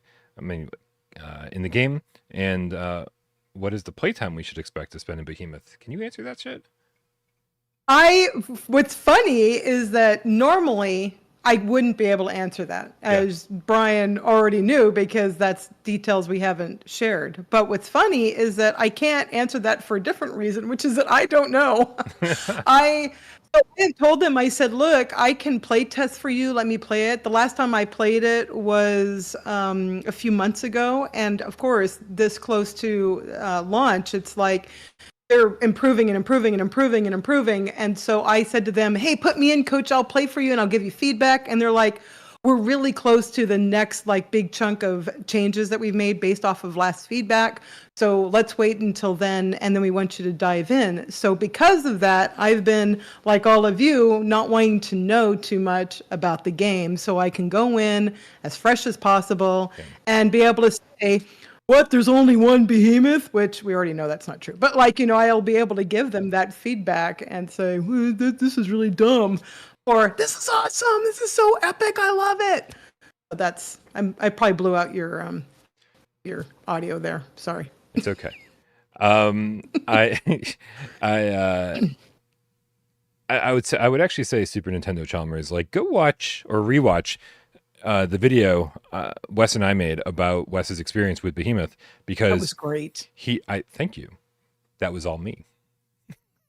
It was great. I didn't do shit. I know Wes was the one traveling and talking, and oh man, like I that video would not exist without Wes. It was awesome. Yeah, I'm so glad that people like Miles and Wes want to want to travel and go see studios, because I'm really cozy over here. Why would I leave? Pretty sure AJ does too. He just has a job and Yeah. can't be quite as flexible. Yeah, I'm sure AJ would have loved to do it. So I would say go rewatch that video or watch it if you haven't, because I think it's just called West Played Behemoth. Because I think he speculates he took everything that the people who were there, guiding him through the demo. He took everything they said, and based on everything he saw, and I think we speculated on how many behemoths you'll encounter in the game. So check that out and see if that helps you out a little. Snafu, I didn't read this ahead of time, just FYI, so this could be horrible. Who knows? Snafu said, Tiffany, as the world's last PSVR1 player, I have to thank you and Skydance for releasing Saints and Sinners Chapter 2 Retribution on the platform. My question is, why was completing that version of the game worth it to you guys? That's nice of you to appreciate that. Yeah, Wes, you have a job. No, I'm teasing. Sorry, he said I have a job too, like as if he's the only one who has a job. Please, not a real Making job. fun of Impacted over there. Right. All right. Anyway, just kidding. Just kidding. We love you. JK. So it's kind of self-serving, honestly, because and again, I rarely give us props because I recognize all of the problems that we've also introduced with our games, but I'm going to give us huge props for being, I think, one of the very few, if only, devs that allow you to port old saves into the new version, the sequel, from any platform. And so that really for us was being able to cross-pollinate, no matter what platform you played Chapter 1, and being able to then play that version no matter what on any version of Chapter 2 was, for us, kind of groundbreaking tech. It took a lot of thought and ability to be able to do that, and without breaking the game, which we did a little bit. We did a little breaking, but for the most part, people had really good experiences taking their Chapter 1 save game and then porting it into any version of Chapter 2. And we wanted to complete the thought on that for one part. Secondly, it's absolutely always, if we can manage it, worth it to give to fellow VR gamers the full experience of what we have to offer on all platforms. And, myself, I have secretly yelled at devs for not completing thoughts or not thinking of me, the most important VR gamer on the planet, when they were right. So I understand what it's like, and so does everybody in dev understand what it's like to be a gamer, because that's where we all started. We love playing games. We love seeing how devs have created these worlds for us to inhabit. And so we don't want to be someone who pushes the fans of the games away, because we're fans of games too. So say that's two of the primary reasons why we wanted to make sure that we completed that for Chapter 2 on all the platforms, including PSVR1. I know you cannot confirm this, but I'm just going to say it for Skydance. There's no way you guys made your money back on the PSVR1 version. Listen, I'm not even asking you to answer that. I don't want you to answer that. I'm just saying, as somebody who keeps close tabs on this stuff, right, and sees the numbers on reviews and the interest in PSVR1, there really are only a handful of PSVR1 gamers left. A few people got in late in the generation and everything, so those guys are all there. But man, if you even got to triple digits in sales on Saints and Sinners Chapter 2 Retribution on PSVR1, I would be shocked. You do not have to respond to that. Yeah, I'm not sure, but I have an inkling, and I'm pretty sure you're right. Also, I never really thought about how difficult that must be, balancing a game where you can import your save in this character who's been grinding away for 100 hours and have all these upgrades. How do you make a game that works for that person in the same way that for somebody who's never played or decided not to import their save and is starting from scratch? That must have been really difficult to balance that.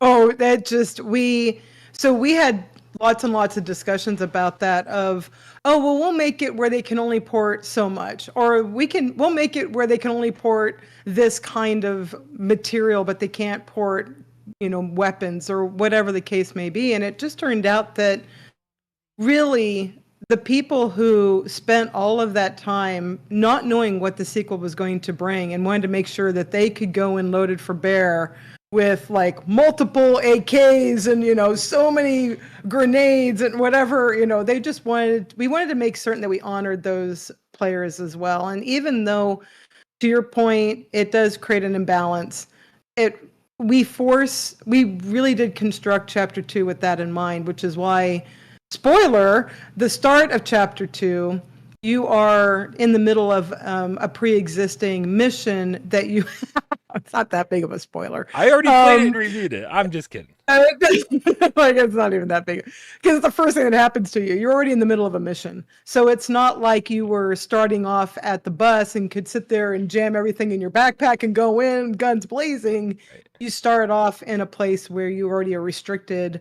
to help prevent you from having a bad experience. Because while people think it feels great to jump in and just be able to obliterate everything in like the very first experience, trying to balance a fun game for someone like that versus somebody who's just starting is virtually impossible. So we, as devs, we want to give you the ability to craft your own story without causing you to go right into a ditch and be like, well, that was whatever, that was super easy and really boring. And so, yeah, it's a balancing act, but I think we did a pretty good job of that.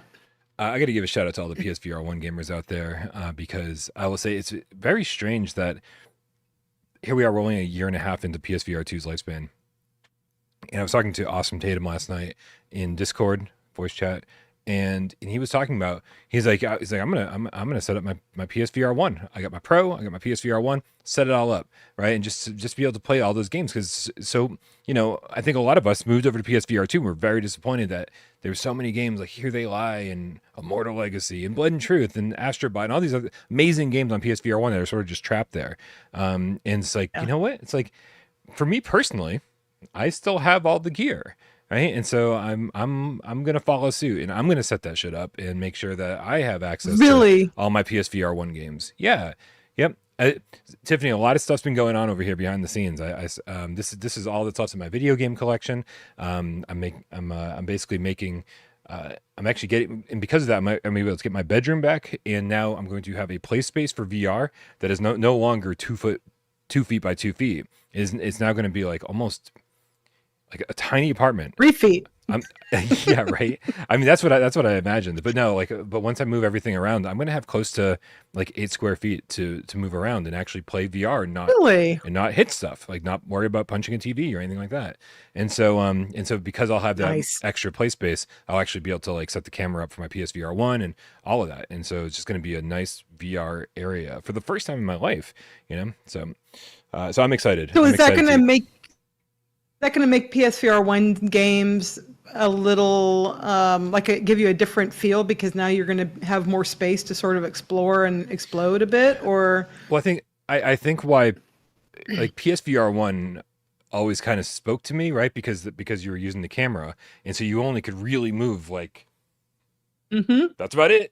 Yeah. Right. Depending on how close the camera was, like you could only move so much because otherwise your move controllers were gonna go outside of frame. And so like I was like, I live in a tiny apartment. Right. This is like I'm not gonna move around much anyway. And so yeah, it may be a little bit difficult to go back to PSVR1 because of that. Once I have a bigger play area. But no, I mean I've always acclimated really well to the move controllers. Right.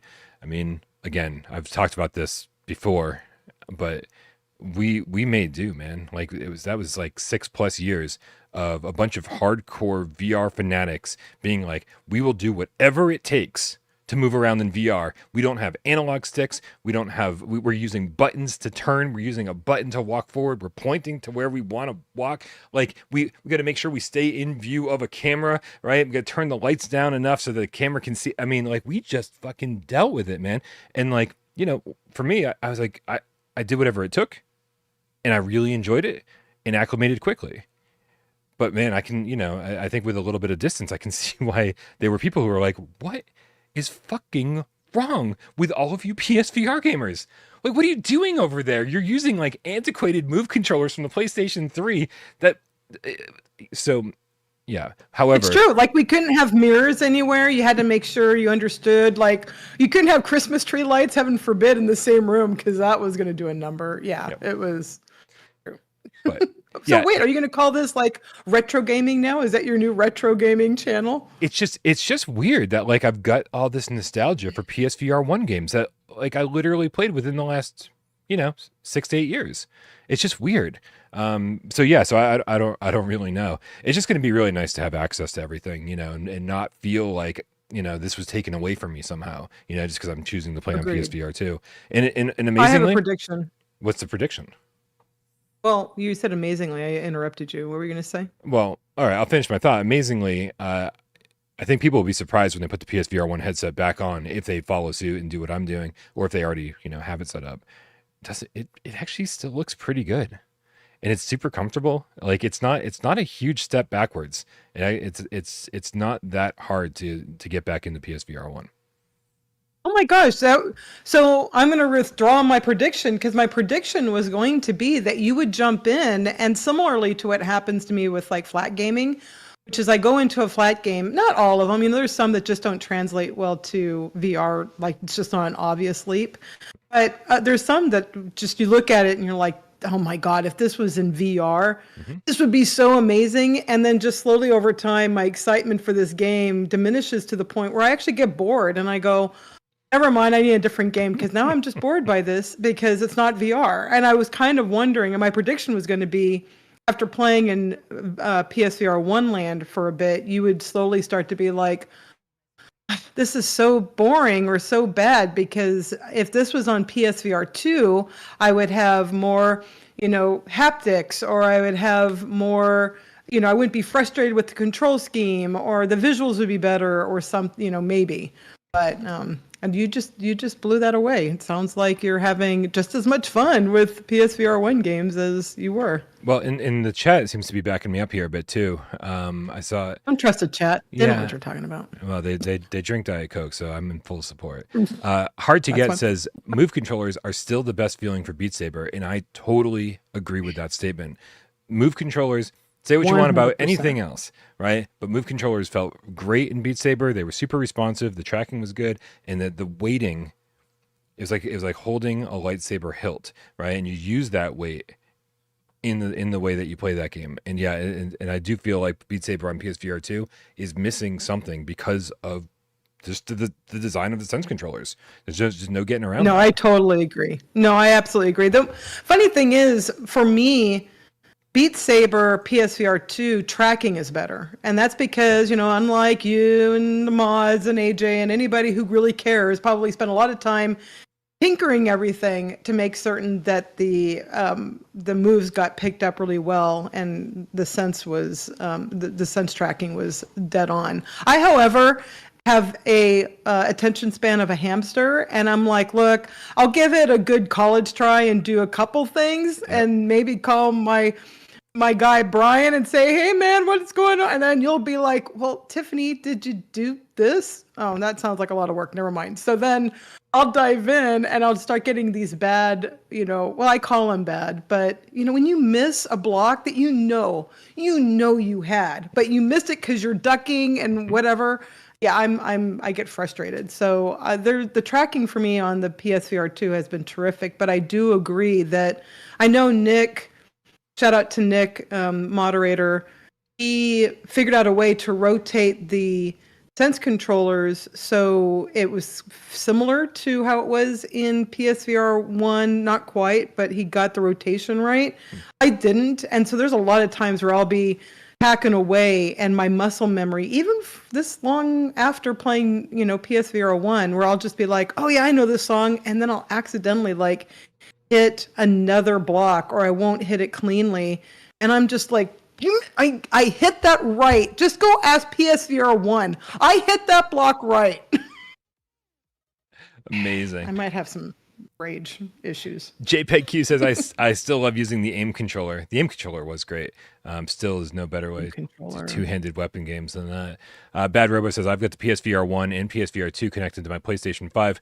Yeah, I've got I've got an OG PS4 and a PS4 Pro hanging around here that, like, if I don't hook them up, they're not getting used.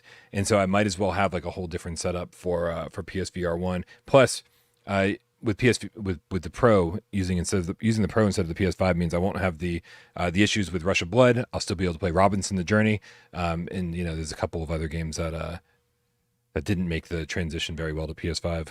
I was going to ask you about Robinson Journey and whether or not you actually will dive in and check it out. I mean, are you just sort of generally angry at some devs for not doing, their part and messing stuff up? So it's like, forget you. I refuse to play you ever again. I mean, listen, doing this for so long means I've talked to so many developers, and you get so much inside information. You start hearing about how much stuff costs, how much time it takes to port certain things, how much it costs to port certain things, and you start getting a better idea and being like, well, and then when they actually share sales figures with you, I have not talked to Crytek. I do not know how much Robinson has sold, but it was a premium. I was going to kind of build as a AAA game, as a premium game on PSVR1. It was like $50, I think, at launch, and so I think a lot of people avoided it and said, there's so many other games here to play for $10, $15, $20. And so my bet is that it didn't sell terribly well. And so if the game didn't sell well and they put all this money into it, which they clearly did because it's beautiful on the Pro, then then they would be like, well, are we really going to spend X amount of dollars to port this thing over to PSVR2 and just dig ourselves further into a hole, right? Like this did not make the returns we needed it to in order to keep supporting it. So I don't blame them. But simultaneously, I'm like, VR Monkey, Nosebleed, somebody get on this shit. Like, I don't even know if like Flat to VR is interested in porting already existing VR games into VR. But like, hey, get on this shit, right? Like there's got to be deals out there, and that's what. And this is like the sort of optimistic the optimistic part of this thought process that I'm going through right now, is that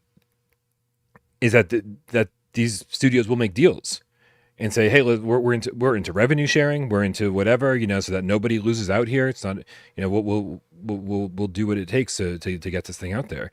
And so I still have hope that games like this can come over. Like especially over time. I don't think we've seen the end of PSVR1 ports. I think that a lot of studios, we've got Vitruvius right now working on ArcAngel, which is like one of my most anticipated games on PSVR 2. Yeah, me too. And I keep poking at him, and I'm like, so when's Shadow Legend going to come over? Right, their last game. I'm like, what? You guys going to do that next? Are you going to port that over? Right, and it's like we'll see.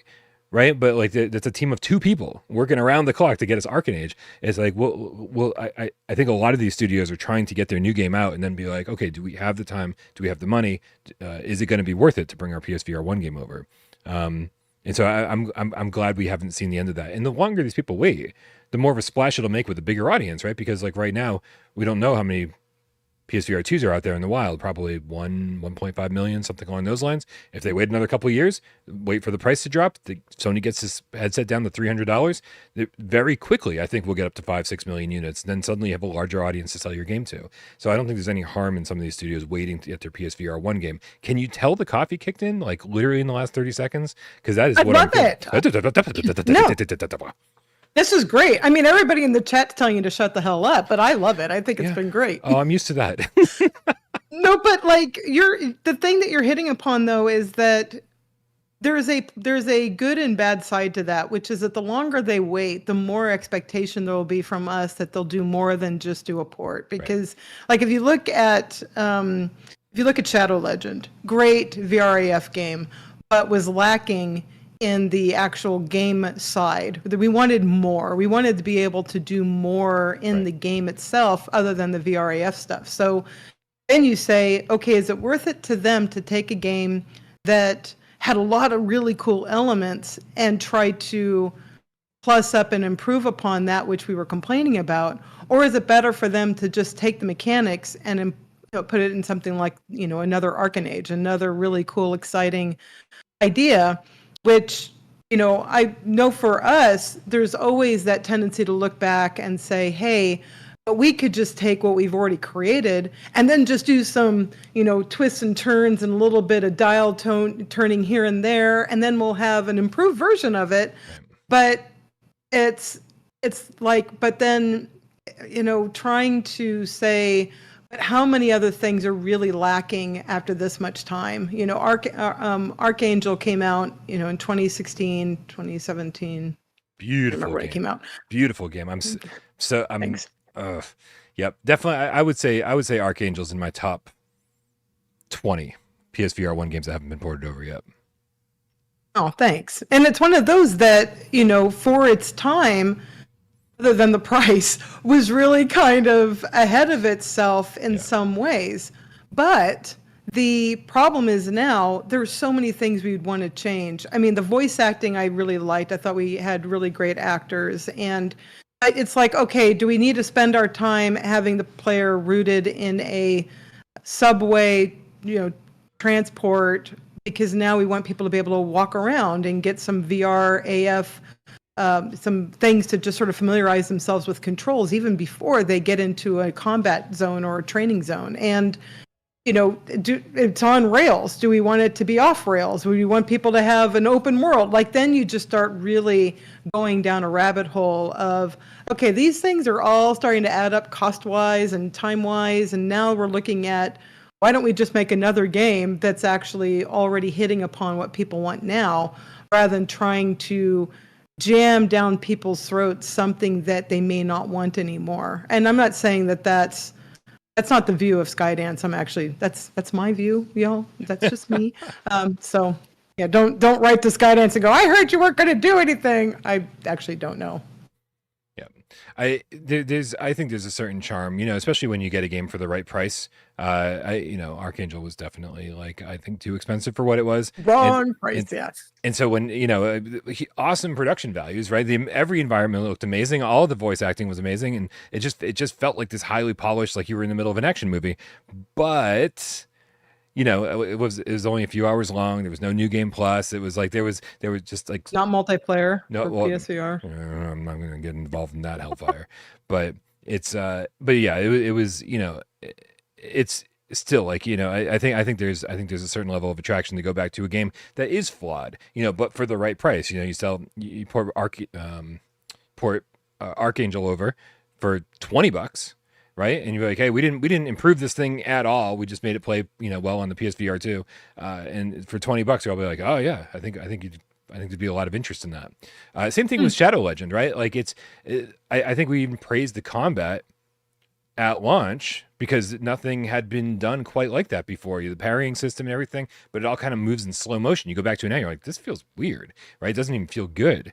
But, again, if they bring out this game and they're like, hey, $15, hopefully you enjoy it. Yeah, some of the shit's outdated, but hopefully you enjoy what's still really good about it. I'd be like, yep, sign me up.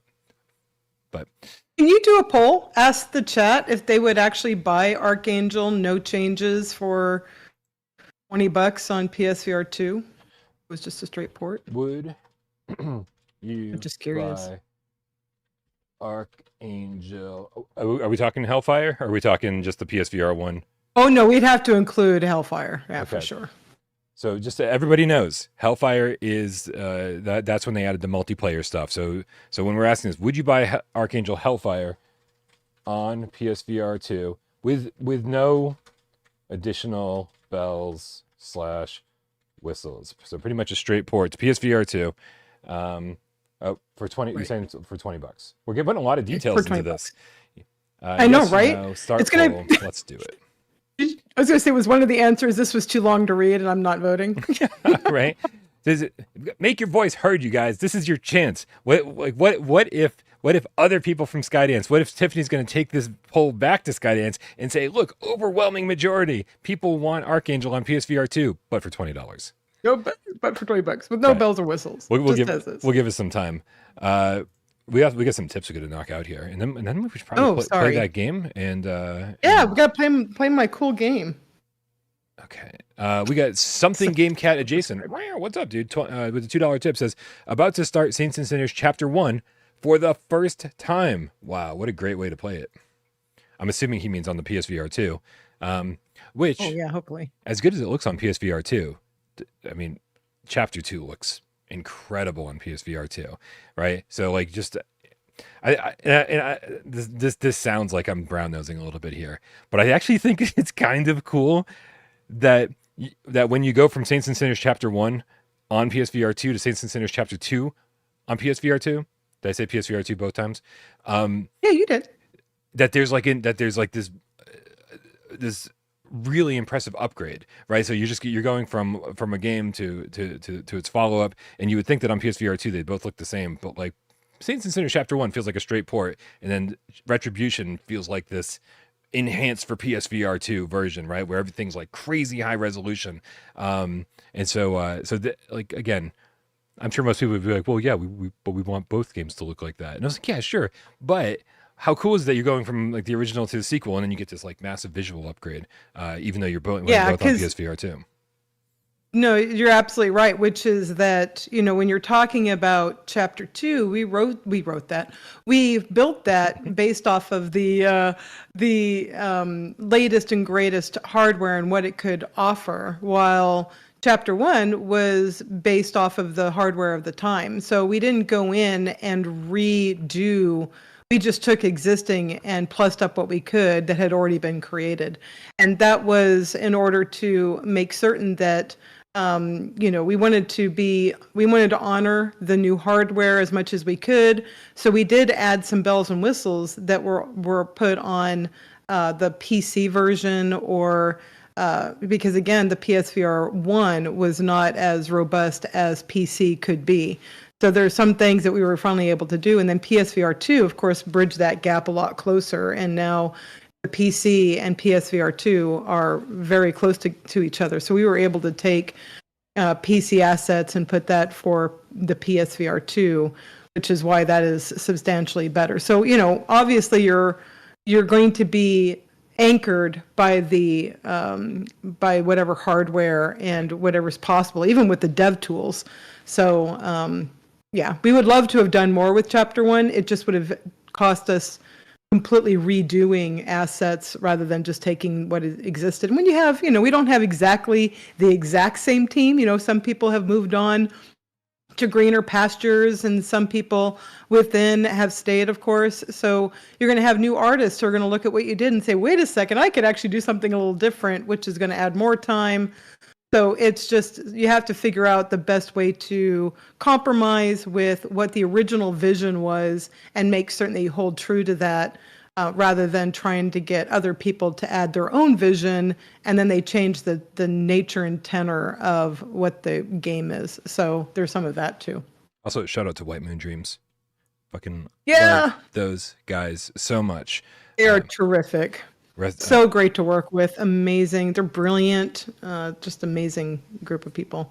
The reason we're giving them a shout out is because, of course, they helped out on the ports of Saints and Sinners 1 and 2 to PSVR 2. Mm-hmm. If you don't know who White Moon Dreams is, dude, if you... I want to say go play Starblood Arena, but you can't. Starblood Arena was fucking great, way ahead of its time. If we had that on PSVR 2, everyone would buy it in a heartbeat right now. It'd be amazing. We'd have nothing like it. There's been nothing like it. Since or before.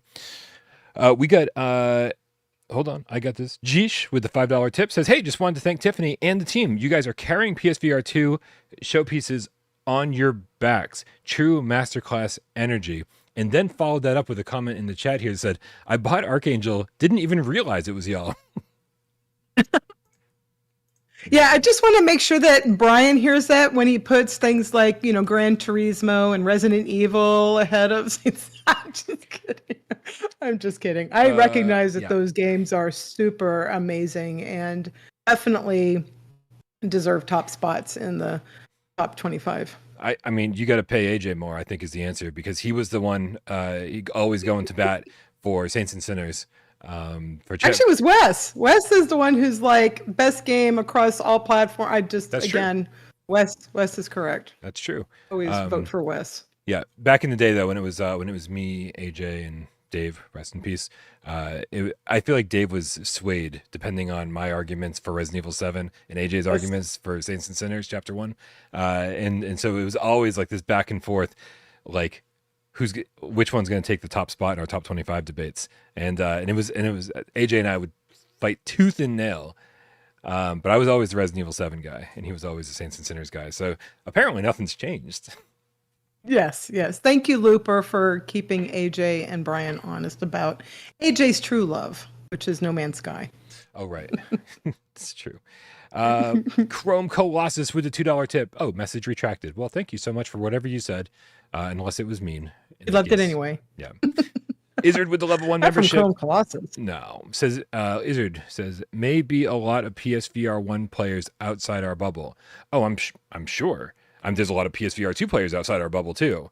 If there's only 100,000 PSVR2 players, we're in fucking trouble. Okay, like people. I know some people look at like, oh, that Pro has 100,000 subscribers. That's big. First of all, it's not a big channel. It's not big. It's not big on YouTube. It's barely big in the VR space, right? And so yeah, our bubble is small within the bubble of VR, and then the even smaller bubble of PSVR 2. Yeah, we have no fucking idea what's happening outside our bubble. Jeesh says with the $2 tip, if you do retro, you have to get a Virtual Boy. Bro, I'd love to have a Virtual Boy. The right lens on all those Virtual Boys always goes out, and so I'd actually have to get a refurbished one because I'm not gonna know how to fix that. But I've got all those games emulated. I know you don't get the 3D effect, but maybe I should emulate them on like my 3DS or something, or my Quest, I guess. I know that you can do that on that. Jeesh with another $2 tip says, how hard is it to get sharpness in the VR display? That's a very if Bryan question. Would release his which lens should you wear? Oh, just kidding. I'm just teasing. Go ahead, Bryan. You can answer that. I don't know how to answer this. I'm not a game developer. I don't know how hard it is to get sharpness in the VR display, right? I mean, we had a long conversation about, some games kill it right out of the gate and some games look blurry and you're like, what the fuck just happened? I don't know the answer. Yeah, I think part of it is, are you leaning into foveated rendering? Are you not doing that and trying to find your own way of handling it? And that again, so the cool thing about game development is that devs all have their thing that makes them like rise above others. Because if everybody had the same expertise or things that made them special, then our games would be very boring. For example, Red Matter has, just brilliant when it comes to optimizing visuals and making their puzzle games sing. And that is something that they're not being closed mouth about how, but they kind of cornered the market on that. That's their tech advantage. And so the same thing can be said for visual blurriness, is that if it's not caused by not wearing lenses or not having your vision, what do they call that? The distance for your eyes? IPD. It's a term. IPD, thank you. If you don't have that set right, if we're assuming that that's not the issue, then it really is just what the devs decided to focus on and what their expertise was. And sometimes they just don't have the time, money, or expertise to be able to focus on visuals because they're so busy focusing on the gameplay, or they just decide because of the way they've created their assets, they are just going to use some anti-aliasing, or there's just a number of reasons that could cause for some blurriness. JPEG with the $2 tip says, ditto, thanks to Tiffany for keeping PSVR 2 alive. It's all you. If I know, I love it. If it sucks, it's not my fault. If you leave Skydance, it's they're done. It's all on you. I have been with Skydance, or formerly known as the Workshop, since 2012.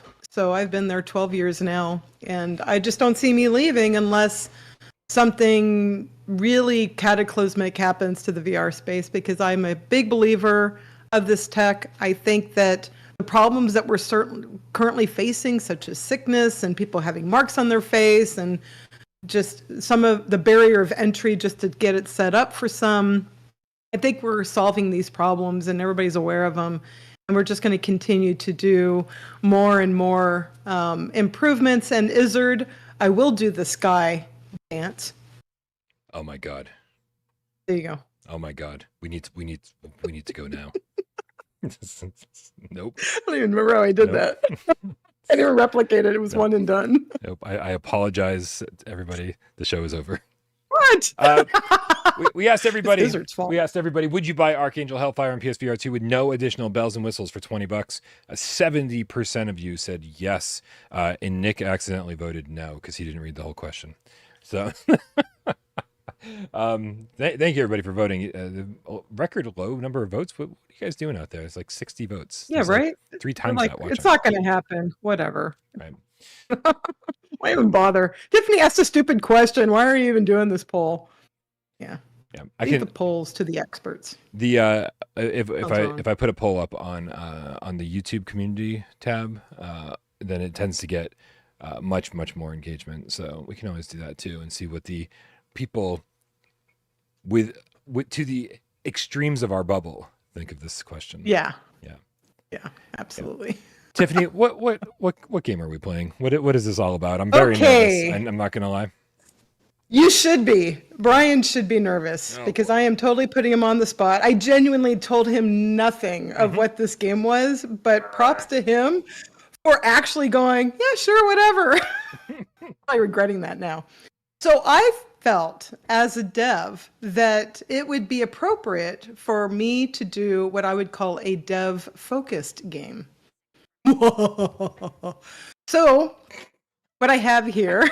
I'm losing interest by the second. I forget he's in charge. He can pull the plug on this actually right now and go, nope, we're not doing that. Yeah, I listen. So what if I was going to pull the plug, it would have been during the Skydance. Yeah, I saved that for the end just for you. All right. So the way this game is going to work is I am going to mention, I think what I'm going to do is I'm going to start off with mentioning a game, and you're going to tell me the developer. Okay. And then there's very few things I'm good at in the life, Tiff. If this might be one of those. If these are VR games, I probably got a good percentage of these. Good. All right, great. I will give you what platform because sometimes it matters. Okay. All right. We're talking developer, not publisher. Developer, okay. And if I get it wrong, then I'm right because you already said that I was right. If you get it wrong, so wait, but I'm still right. Wait, am I supposed to be asking you questions then? No. You're asking. Are you asking me questions? I'm going to ask you a question, but if you're like, that's not the developer, I'm going to say, no, you're wrong, and I'm right. That's what I'm saying. All right. I'm just going to fly by the seat of our pants here and figure this out. All right, Looper, you can correct me. I'll look to Looper to say, no, actually, you're the tiebreaker, Looper. All right, let's do it. We're going to start off easy. Sure. I say that. All right, so PSVR 2, 2023 game, Green Hell. Oh, that's a tricky one because I know that the original Green Hell game was made by Creepy Jar, and but it was brought to VR by Incubo. That's right. All right. Yay! Hey, so fun fact about Incubo was that they also did the Blair Witch Quest port. Yeah, only the Quest port. Only the Quest port. Other... Yeah, they didn't do the other ports. Thank God you didn't ask me that one because I definitely would have said Incubo for that. Because I thought, PSVR 2, PSVR 1 version was brought over by shit. That's crazy. I have. Okay, well, I'm glad you didn't ask me that one. Well, again, this is based off of data that I got on the internet, and so the internet is right. So for all I know, they just singled out the Quest for no good reason, but there was a different name for the other Blair Witch development ports. Who was it? Bloober Team was the Bloober. original dev of, No fucking way. They were the original dev. Didn't Bloober make the flat screen version? They did. They're the ones who did the original Blair Witch. But I guess they're listed as the ones for the other ones in some manner. So I don't know if they just took credit when it was actually Incubo. All right, good. So I'm 1 for 1. All right. You're 1 for 1. How many Next of these one. you got? Is like 20 of these? Or I got a lot. Oh, well, okay. I got a lot. So you can tell me, you can say we're done when you're done. Okay. PSVR 1. Okay. You can't say it now though. You're like, I'm done. 1 for 1. Finished 100%. Yep, accuracy ratioed. All right. All right. PSVR 1 2021 game. Boxed in. Okay. I mean, obviously, I know the game, and we dealt with that one man team over Yes. there. It's Yeah. it's got red in the title, right? Red. That's right. It, Yeah. see. I know the thing is, in my head, it's Red Art Games, but they're like a limited run type retailer. It's Red something. Shit. Does the chat know? I bet you the chat knows. Chat probably knows. I'm not looking at the chat because I red. Ed Robo, did you see we were done an hour ago? That's rude. I don't think I'm gonna get it. It's Red something. Red. Wait. Red Bubbles. Red. No, that's Red Barrels. I'm thinking of, and that's the Twitcher Outlast got game. it. What? Okay, Twitcher. What is it? Red. Oh, Red Chain. I was nowhere close to that. Yeah, I wasn't gonna get that one. Sorry, Looper. It was Boxed In. It's the one where we got a bonus level for the Gamecat community. If I Right. We remember got correctly. Gamecat Island in that game, and I can't remember the fucking developer's name. It's embarrassing. Wow. My goal was to embarrass Bryan really and call All right. him out on Cool. everything. Well- They have a game in development. Yeah, it's like a flight game. But to my Yeah. knowledge, it's not VR. It's flat screen. It's flat, right? Yeah. Okay, great. So here's a trick question for you because Okay. you did so well the first two. PSVR1 again, 2016. Wow. What was the developer's name for Here They Lie? I know it's 10 Gentlemen Games. That's right. Okay, How did you get what? that? Because they were only in existence for like a year before they changed their name. Yeah, but now it's like Tangent Games or something. It's something very similar. Yeah, I'm telling you, this is like one of the very few things I'm okay at. This is great. Right? I wasn't trying to make you look bad. I just figured you'd do that on your own. I do. Yeah. You should see Sorry, me that was dance. really mean. Suddenly do that. the Skydance was like a fucking stellar. All right, here's another PSVR1 game. Okay. 2020. You'll get this one. Moose Life. Oh yeah, that's same Polybius developer. It's Llamasoft. Jeff Minter over there. Yeah.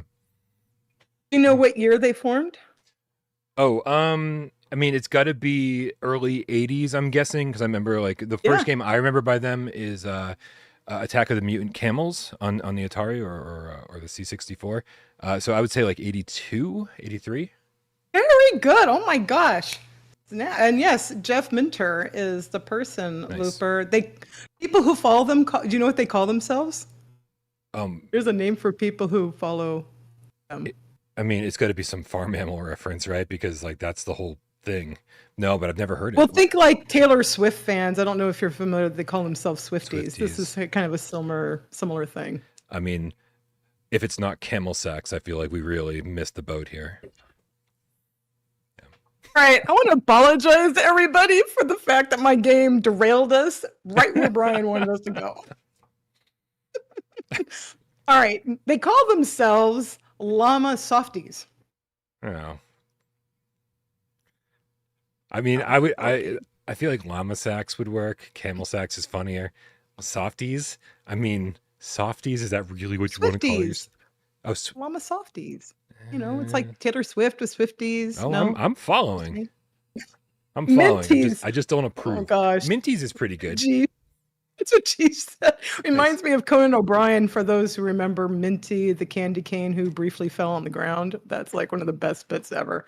Not Camel Toes, sci-fi game cat Henry. Thank you for that. If for any of the Game Sack fans out there, just doing a minty man is the classic Wheel of Fortune puzzle they were trying to solve, and it was not none of those words, but it'll never leave my mind. Oh, so bad. Okay. Thank you, chat. Bambino, Camel Toes. Oh, how did I not think of that? That's what Gamecat Henry said as well. You both fired. So what am I, 2 out of 3? You're 0 out of 4 because I'm angry. No, you got Green Hell. You did not get Boxed In. You were close though. You got Here They Lie, and you got Moose Life. Oh, so 75%. It's just like I was in school. I'm definitely a C Yeah. student from top to bottom. You definitely will graduate. You let me know when you're done with this. If this gets boring, the chat seems to like it. Yeah, I mean, listen, people who have stuck around this long, like they've got nowhere to be. Like, let's keep it going. Look, I'd like to think you're around for us, not because you have nowhere better to go. Thank you, Bryan. Let me start a poll and find out. Oh, no. Nope, hard pass. Okay. All right, this is for both platforms. Okay. 2022, Cave Digger 2, Dig Harder. Oh man, this is a tough one because I know I want to say it was published by VR Kiwi. I just don't know if they were the developers. Were they developers? They were. Yeah. But I don't know. It's Kiwi. Oi is like the bigger company, and so it's like confusing on like because they're listed for both like Survivor Man VR. They're listed as a publisher. VR Pigeons. They're listed as like it's just very strange. These two companies and how they work together. It's not clear. Okay, so what are the developers listed as? So it was VR Kiwi that I put. Kiwi? Yeah. Okay. Mm-hmm. All right. Yeah. That's at least what I put it as. Definitely where my confusion lies as well, because I have no idea what the relationship between Kiwi and VR Kiwi is. But yeah, and obviously PSVR1 and PSVR2 came out at different times. So which one was actually published first? Wait, sorry, can you ask the question again? I was reading the chat. Yeah, so for Cave Digger 2, they did it on both the PSVR 1 and PSVR 2, but which one was actually published first or launched first? Oh. Which platform? Yeah, I mean, it's got to be the PSVR 1 because I was playing that. Yeah. I was playing that before the PSVR 2 even came out, I think. That's right. Yeah. And then the cool thing about them is that they allow you to submit feedback of the game's issues through the game, which a lot of devs don't do. We don't do that. If you have a problem with the game, you have to go into Discord, write us and say, hey, my game just crashed. Well, with Cave Digger, they allow you, if you encounter some issues, you can actually do it through the game. It's pretty cool. Yeah, I submitted so many reports. The PSVR 1 version was crazy buggy when it came out. But it was still fun. That's the crazy part. Yeah, I enjoyed it. That was that carrot again that I kept chasing and chasing. I was bummed though, because when it came to like customizing your cabin area, it was very limited in what you could do when it first was launched. Although I think they were trying to fix it as time went on. We need Cave Digger. Okay, next one. Yeah, we need that in Cave Digger 3. I agree. All right. We're going back. Yep. PSVR 1, 2016. Mm-hmm. I like it. 100-foot robot. 100-foot robot golf. God, I have a bad feeling I'm not going to get this because I know it's just like a couple of dudes. They've done other comedy stuff before. And I don't think you could probably give me an hour, and I don't think I'd remember their name off the top of my head. So I'm gonna forfeit and just say I don't know, and I'm probably gonna kick myself. You have to look at the chat.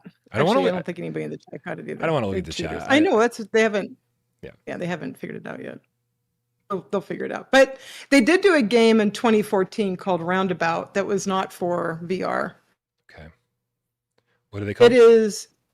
They're called No Goblin. Yeah, I was not gonna get that one. And they're still hiring for what they call their third game that's in development. Wow. Been in development for 8 years.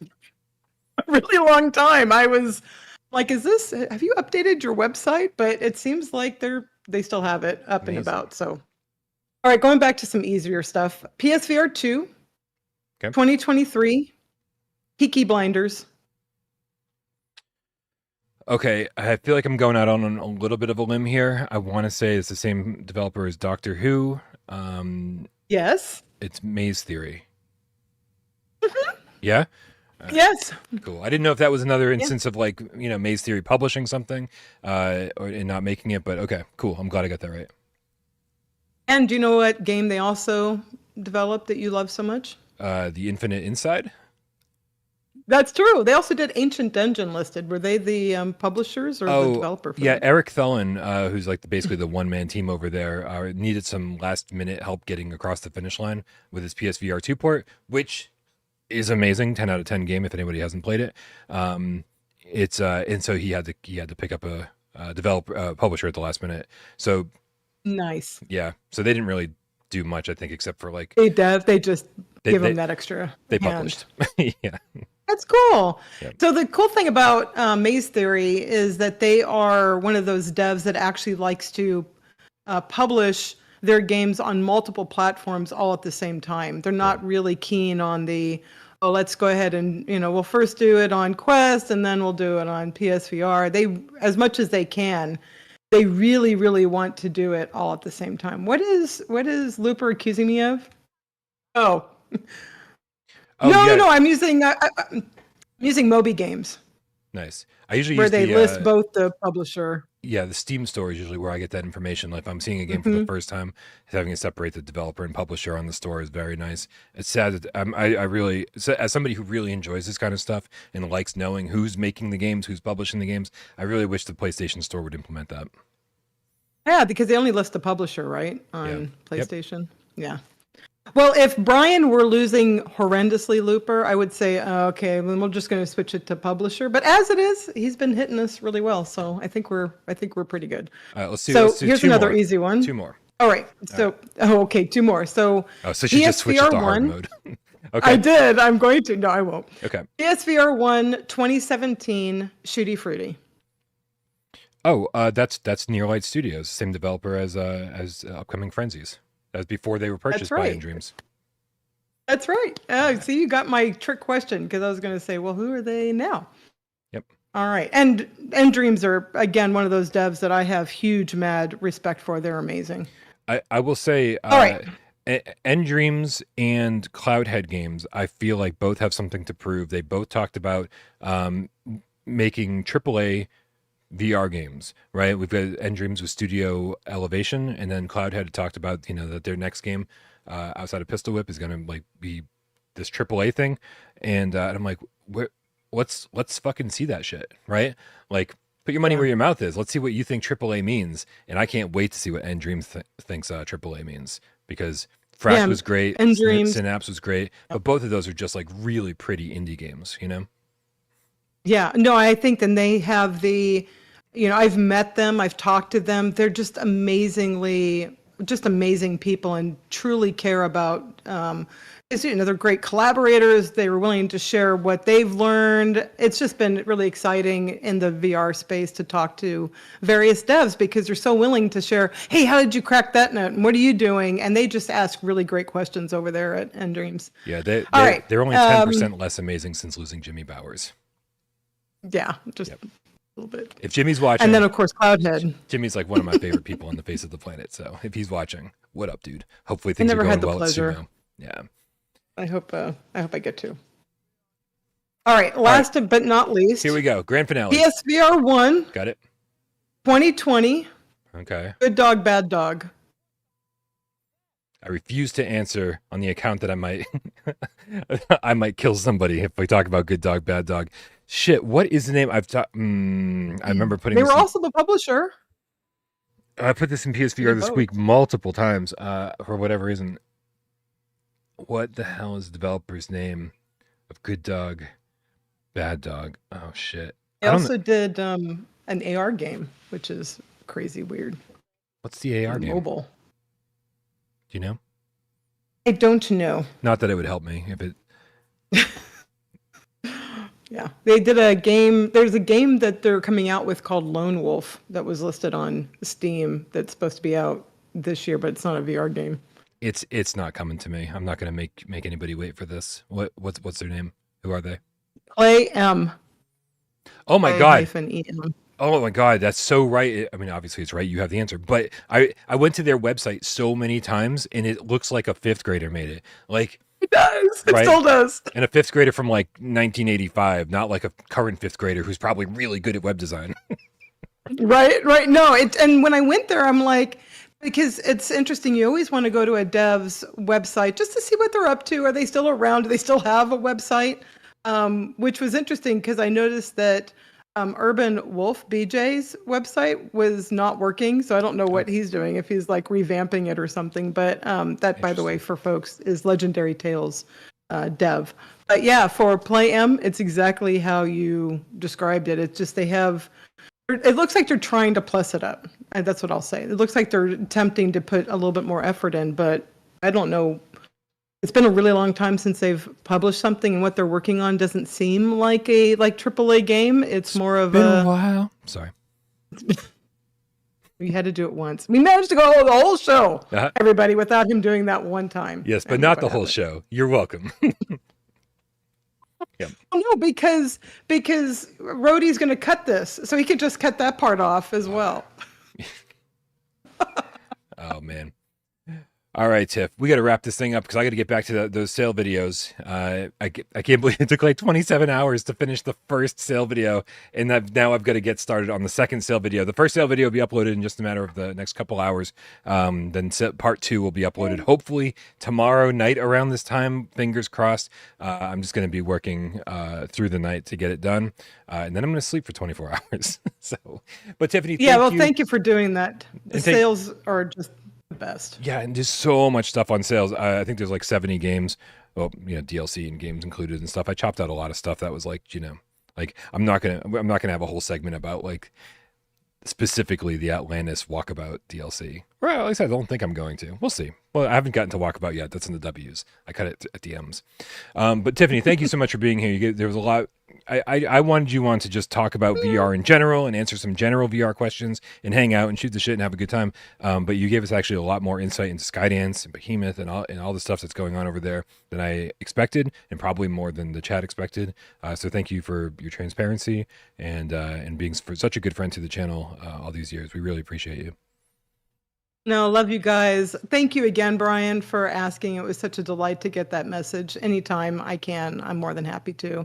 And thank you, chat, for being here supporting. Love you all, as you know, and I'll just continue to see you on Wednesdays and Sundays. And Ripoff, don't you dare. Bye, everyone. We love you all. Bye, everybody.